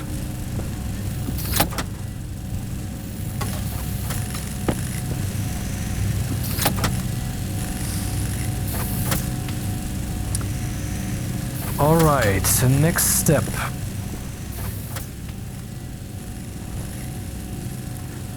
They no longer discharge because it's warm in here. I know I have some thermal leaking here, but it's, I mean, who cares?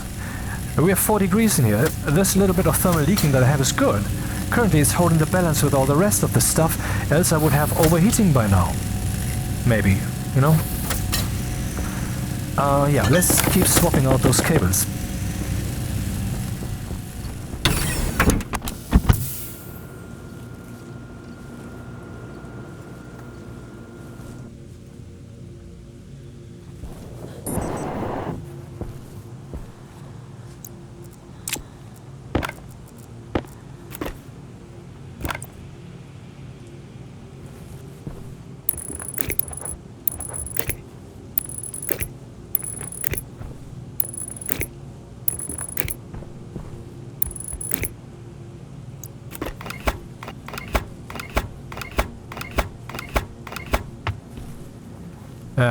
Of course that had to happen.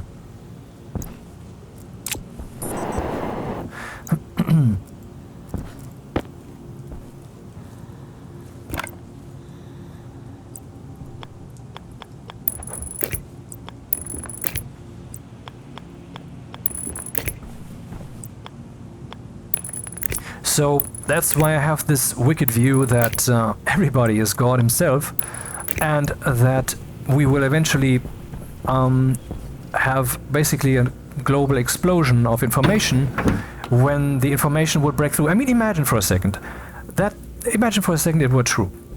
That this theism is true, that everybody is God, and that we are... that the universe is heaven in the making. That eventually death will not be a thing anymore. Because currently it is... I mean... later it will be optional, and at the same time it will never be a thing that anyone ever does, because life will just be too fucking good.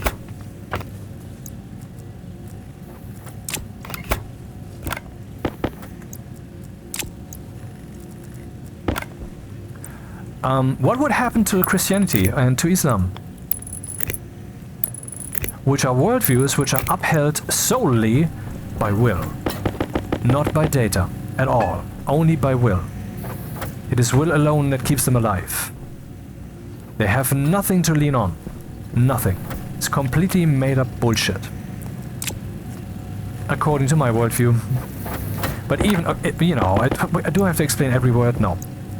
Very obviously, what they're doing is has all the hallmarks of being made up shit.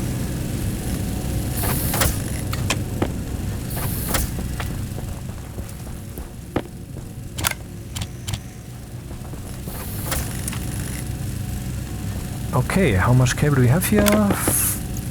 Ah, that could be enough. That could be enough. Should I stop printing now? Yep. Because I don't have that much gold and copper. Batteries, I could turn those on, by the way.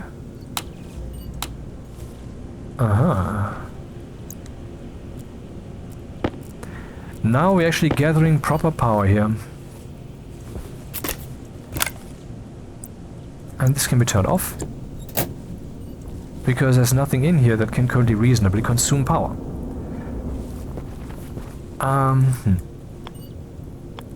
So I believe that at some point we will have a global awakening, and currently the reason that we are not having that awakening is, I mean, look at my case, assuming that I'm not a complete idiot. Maybe I have indeed found the truth because, well, I wanted the truth. I didn't expect it to be that, if I indeed found it, you know. But, you know, I wanted the truth, whatever the fuck it is. Because that's obviously the best thing. And so mankind would have to make an effort, or rather, let's say this, let's phrase it like this. Mankind has the choice whether to find the answer. It will ultimately come inevitably, so no worries there, but what I'm saying is that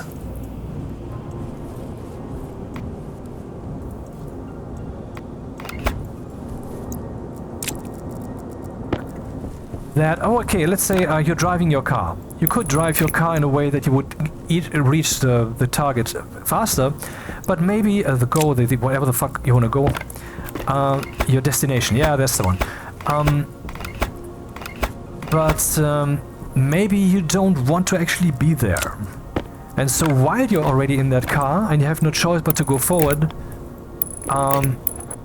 you are driving particularly slowly.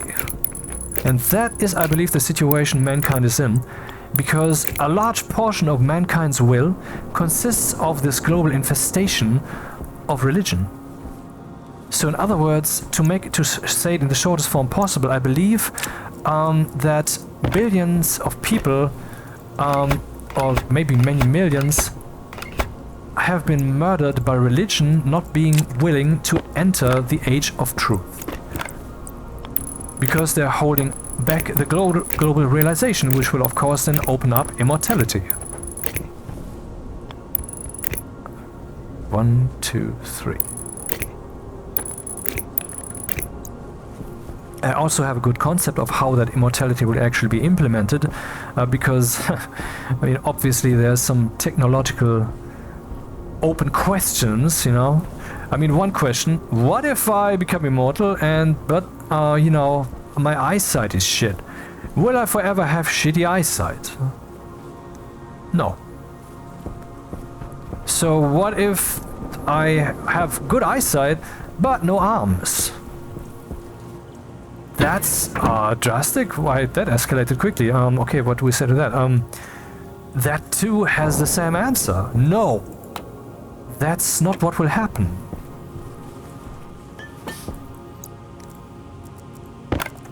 Hydration critical. And I cannot, I mean, I can explain how I believe it will go down, but should I? Well, okay. So, I believe that what I... Okay, before the universe, this guy was projecting itself and doing whatever the fuck he wanted, or it wanted. AKA you and I, or whoever. I mean, it doesn't make sense to think like that. Could do whatever, could be whatever he wanted to be.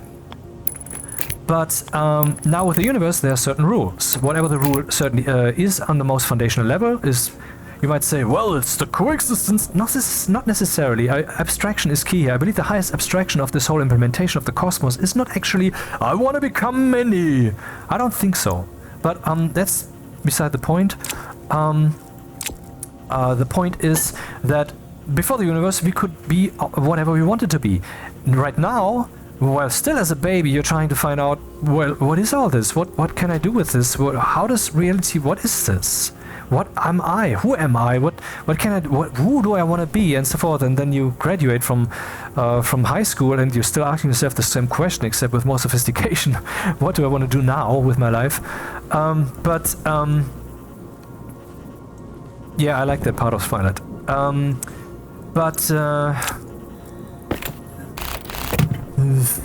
Like Twilight? Yes, I fucking like Twilight.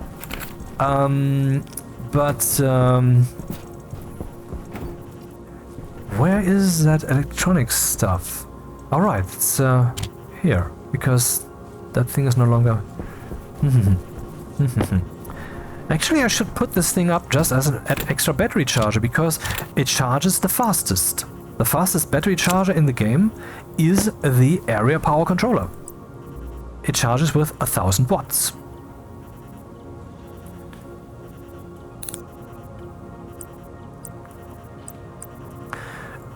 So we are still basically fucked because it's upside down.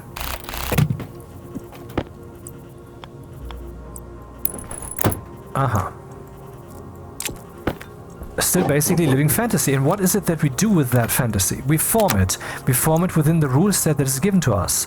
Some people can form their physicality more than others can because they have so much training in that. I mean, some people who can fold themselves 7.5 times, were they born like this? Maybe they were born with a predisposition to be able to do the... Wait, what's this? Input. Yeah, input is good. But certainly they trained, you know? 99 and... Is that being charged or is it not? It doesn't make any sound. Well, so it's not being charged. Oh, it is. It makes this charging sound, yeah. So it has power and this is the output, okay. I believe that our ability to form ourselves is limited not just by reality that we find ourselves in, aka the universe, but also by the presence of other people. Because very obviously, the space that you take in reality is a space that someone else cannot take. Which is why ultimately the best way to strive for good identity is to try to be a loving person. Someone who is trying to be the best contributor to the world. Because then, I mean, who is to disagree with that, you know? It's, you know... I mean... there's still some component. Okay, let's say this Stationeers video channel, which is a good channel, but it is not the channel. There are so many channels out there, and they're ones of veterans who have some better tutorials and explain things better and so forth. I'm saying I know my place, I believe. I am justified. The stuff is good, but it's just one channel of many, and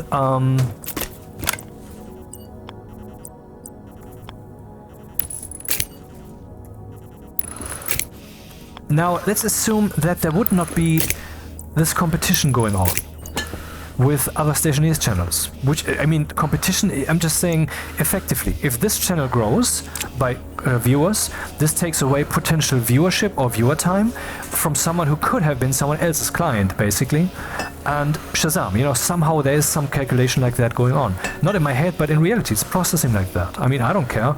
I have enough viewers and I like the channel growing, but that's it. I need to drink something again, and this reminds me of this thing that I wanted to do. That I believe I need to do.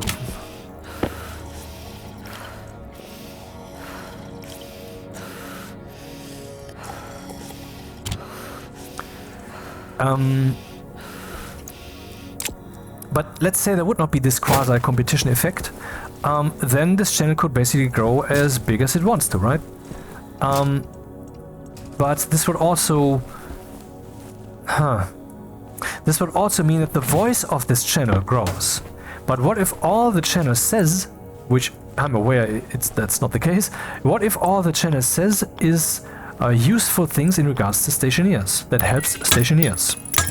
Then that would mean that no one would object for this channel to grow to an arbitrary size. Power low. You know, in principle.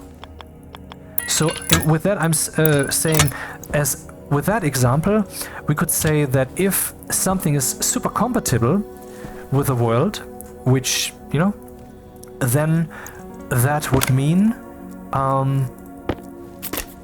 that the world has no objections for that thing to take more, have more of a say as to how to paint the blank canvas of our shared possibility space or probability space, aka reality. So if you want more power, try to give it. And that is ultimately a mechanism which, of course, mankind is discovering and using, and that's good. But this also leads to people exploiting it. People saying, well, everybody's going for this whole I want to give thing, so I will just take. And that's what, you know, that's what politicians in general do. These fucking assholes, not all of them, I know. So now we have power here, aka water. An ice crusher would be cool. It's too bad there's no space left here. You lay the pipes differently.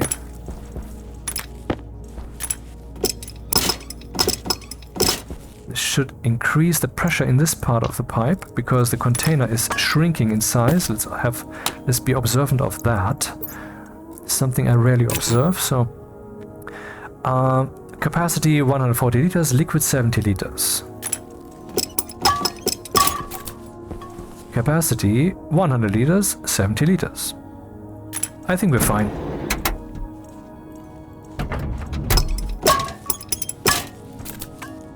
$60 liters. Yep. Oh, by the way, this is cooling down because it's on the outer wall.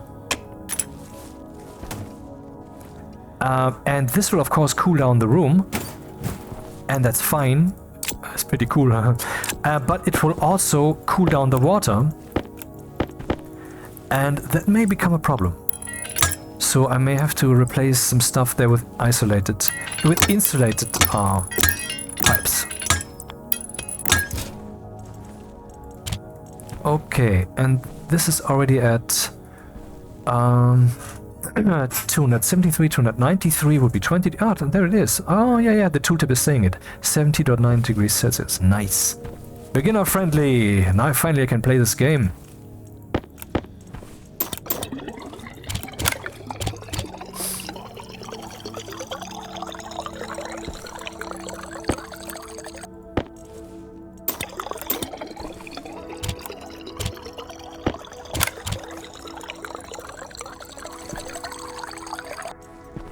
So ultimately we will all be givers of possibility. Basically we will all become what we already are as beings. The universe is the thing that gives us possibility.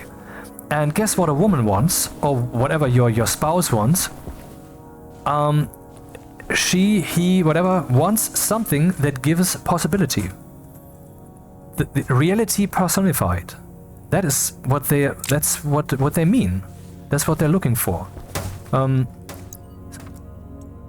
Airtag critical. And why should not everybody be that per default at all times? Towards everybody. And I believe that's the world that will inevitably emerge. Do we have an ice crusher? No. Well, then let's make one. Is that here? Yep. Iron, gold, copper. Copper, okay. Copper, my old enemy.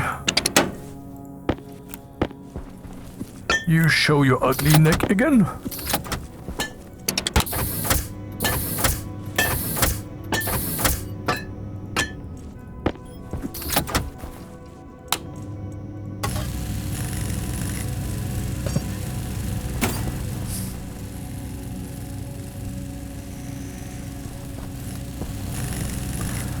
Anyway, as a collective flow, okay, right, I was talking about this whole wake-up body transformation blah thing. See, I believe that if we would be in an age where we'd all be in the perfect balance that I basically just described, then I believe that the capacity of each individual to do what the athlete does, like basically feats of transformation to some degree at least, that this would become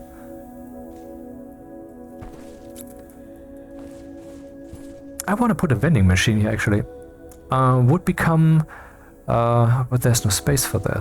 What is there? Would be less prevented, because currently we're all in a competition, and our self-perception alone of us impure, unholy pieces of dog shit is that alone may obstruct someone in their freedom, even though we're not actively preventing them.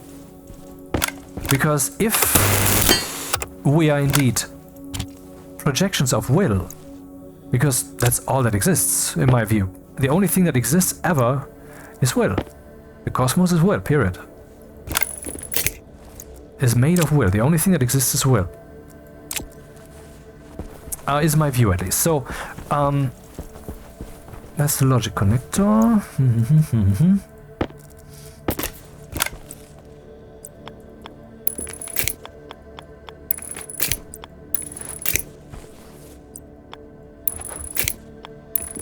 Then it can take any form it wants to take.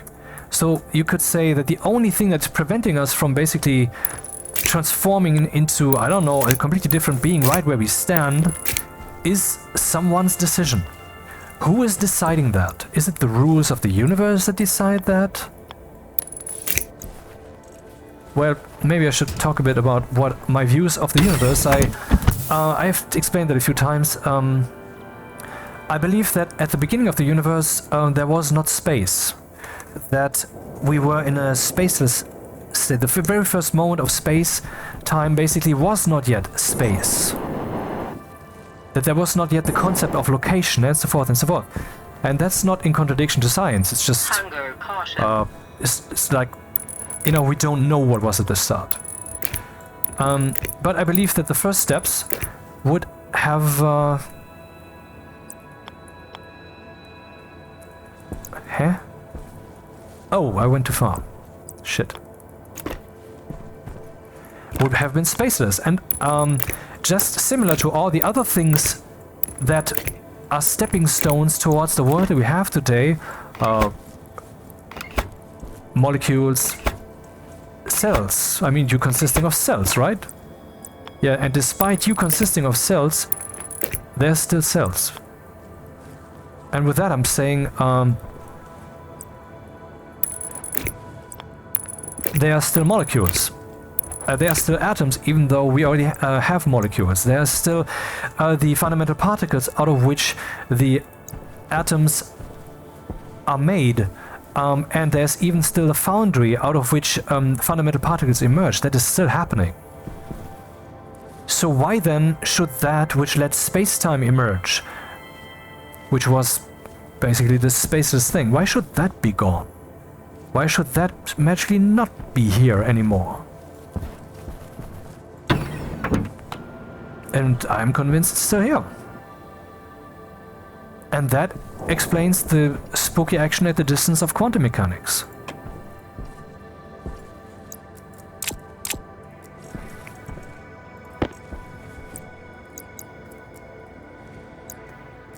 Because, you know, when you observe, aka measure, two entangled particles,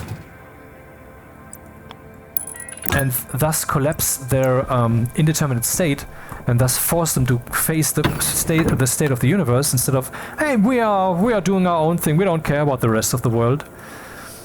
Then even if they are separate spatially, this collapse will happen instantaneous. This is agreed upon science. There's no. I'm not shitting you. This is really so.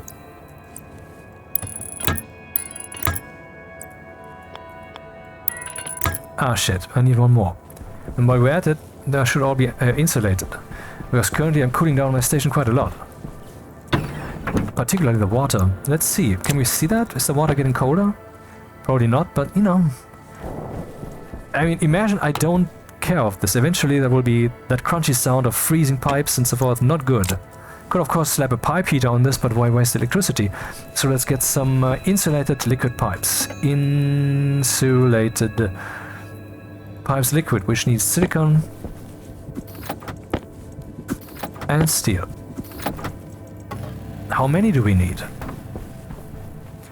1, 2, 3, 4, 5, 6, 7, 8, 9-ish, 10 maybe, 11, 12-ish. Let's make 12. Yep.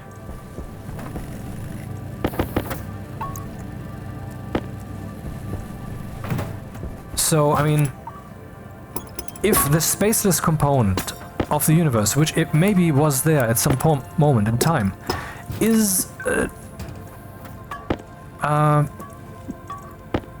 still there, then this would mean that the transition between that spaceless and the space-like is also still there. It's all a one, it's all connected, it's all a hierarchy or whatever the term should be. That's what it is. And I need insulated pipes.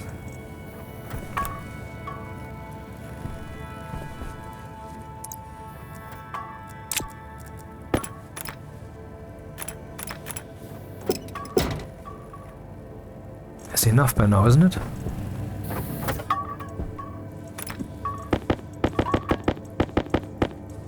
Yep, it's enough.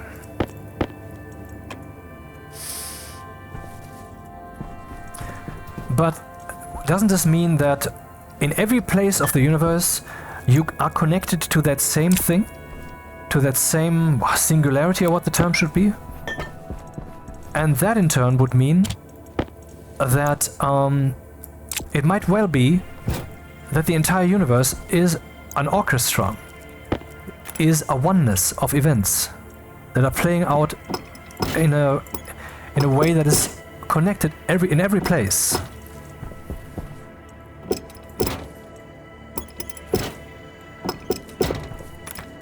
So basically, why did the dinosaurs have to die?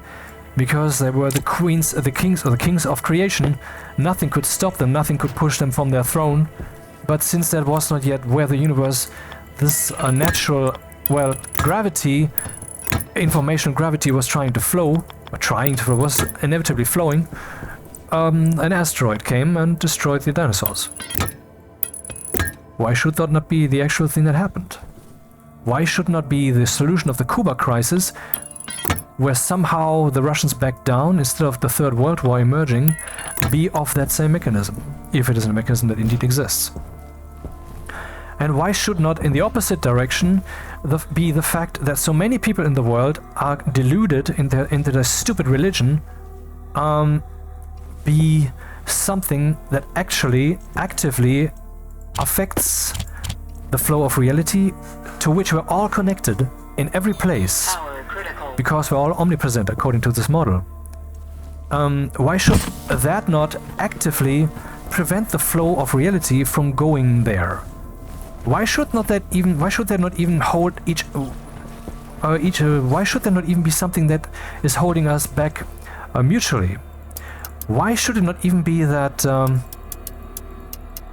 maybe sometimes these doubts that you feel when in the presence of others, these little nagging thoughts that don't allow you to go to a certain place when you think, hey, I want to say something now, and then you somehow don't, and then you tell yourself, well, I have the same right to speak as the others, and then you do speak. And so you have crowbarred yourself forward, and somehow it doesn't sound right. It is not accepted by the others. It's almost as if you have known what the sound of the room was, as if their will was for you not to say that thing right now, but you didn't want to accept that as true. Have you not already seen where we're all connected? You just didn't decipher it.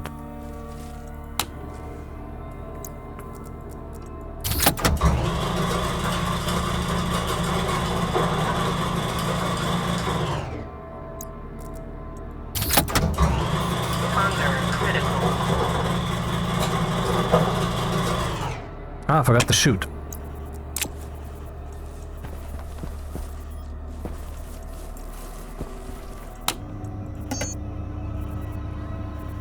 The chute, the pipe cowl.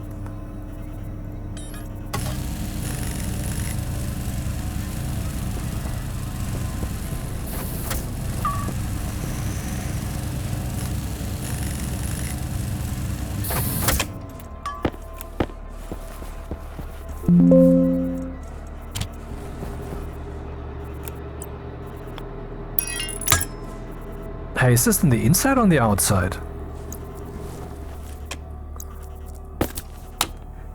There's some nitrogen in there still. 400 moles, which is not nothing. And we have we have no fucking nitrogen whatsoever here. No, yes, we do not have nitrogen, a little bit. So what happens now if I turn this on? Uh-oh. Could it be I'm venting to the planet? Oh yeah. I mean, okay, that's not the most tragic thing to ever happen, but I don't want that to be the case.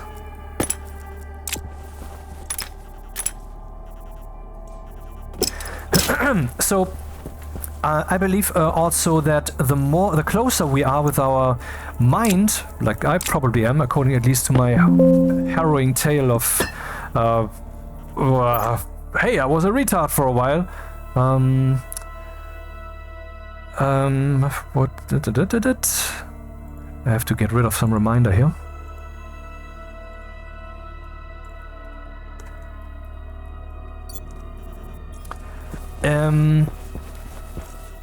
I believe that the closer we are to the root in which we are all one, that pure consciousness that streams forth into the structure that we call universe, in which it then finds itself again in our self-perception configurations through all this consciousness Lego that is omnipresent in the universe. I mean, every atom is, every molecule, all of that is somehow consciousness encoded. I believe the closer we are to that, the more we need some insulated gas pipes. The more actual self-projection alteration power we will have, the more we will be capable of feeling ourselves into a certain form, because the more we really know what we want to be and what we don't want to be.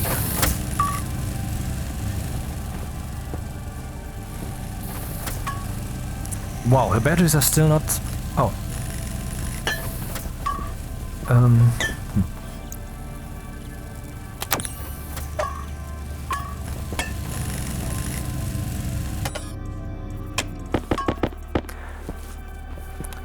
Yeah, so I See, I believe that our consciousness is ultimately not resting in the brain, but what we find in our brain is a configuration in which it can experience the consciousness can experience itself localized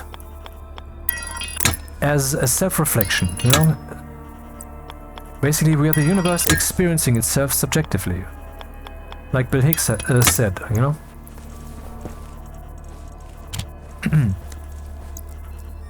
The comedian, yes.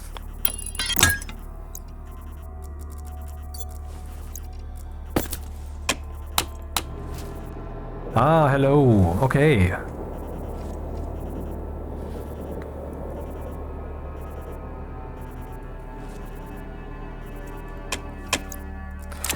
Alrighty. Food. I should consider doing something about temperature control. Maybe I should make the advanced alloys. For that I need to go mining again. All of that seems to me like it's a secondary step compared to all the other stuff I've been doing. So maybe I should shut this down now. Has been going on for a long enough time. Anyway, so I believe since we are rooted in that omnipresence oneness thing somehow, ultimately, that we're all influencing the flow of reality. That reality is ultimately a mirror in which we find what happens when we just say unconditional, let there be will. And so there were other people. And so there's a world. And if we do that enough, the fact that we're holy lets this ultimately overflow, like a minimum luxury level has been achieved, which then allows us to become localized entities again, and so humans emerged. And eventually this will overflow in turn, so that we find ourselves again in spirit form, which will probably still be humans, but I mean, how long do you really have to... Okay, let's not go into details, but I think that basically anything will be possible. And I believe this mechanism, when it kicks in, and I believe it will, and I believe that is even very imminent, I mean very, as in years at the most, a handful, maybe 2, but at the most, then we will also find ourselves in a world that mirrors us.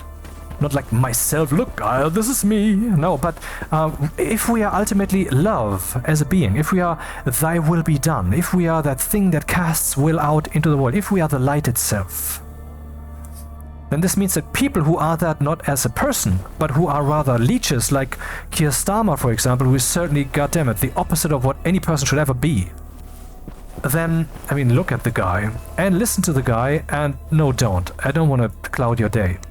Just as an example of many.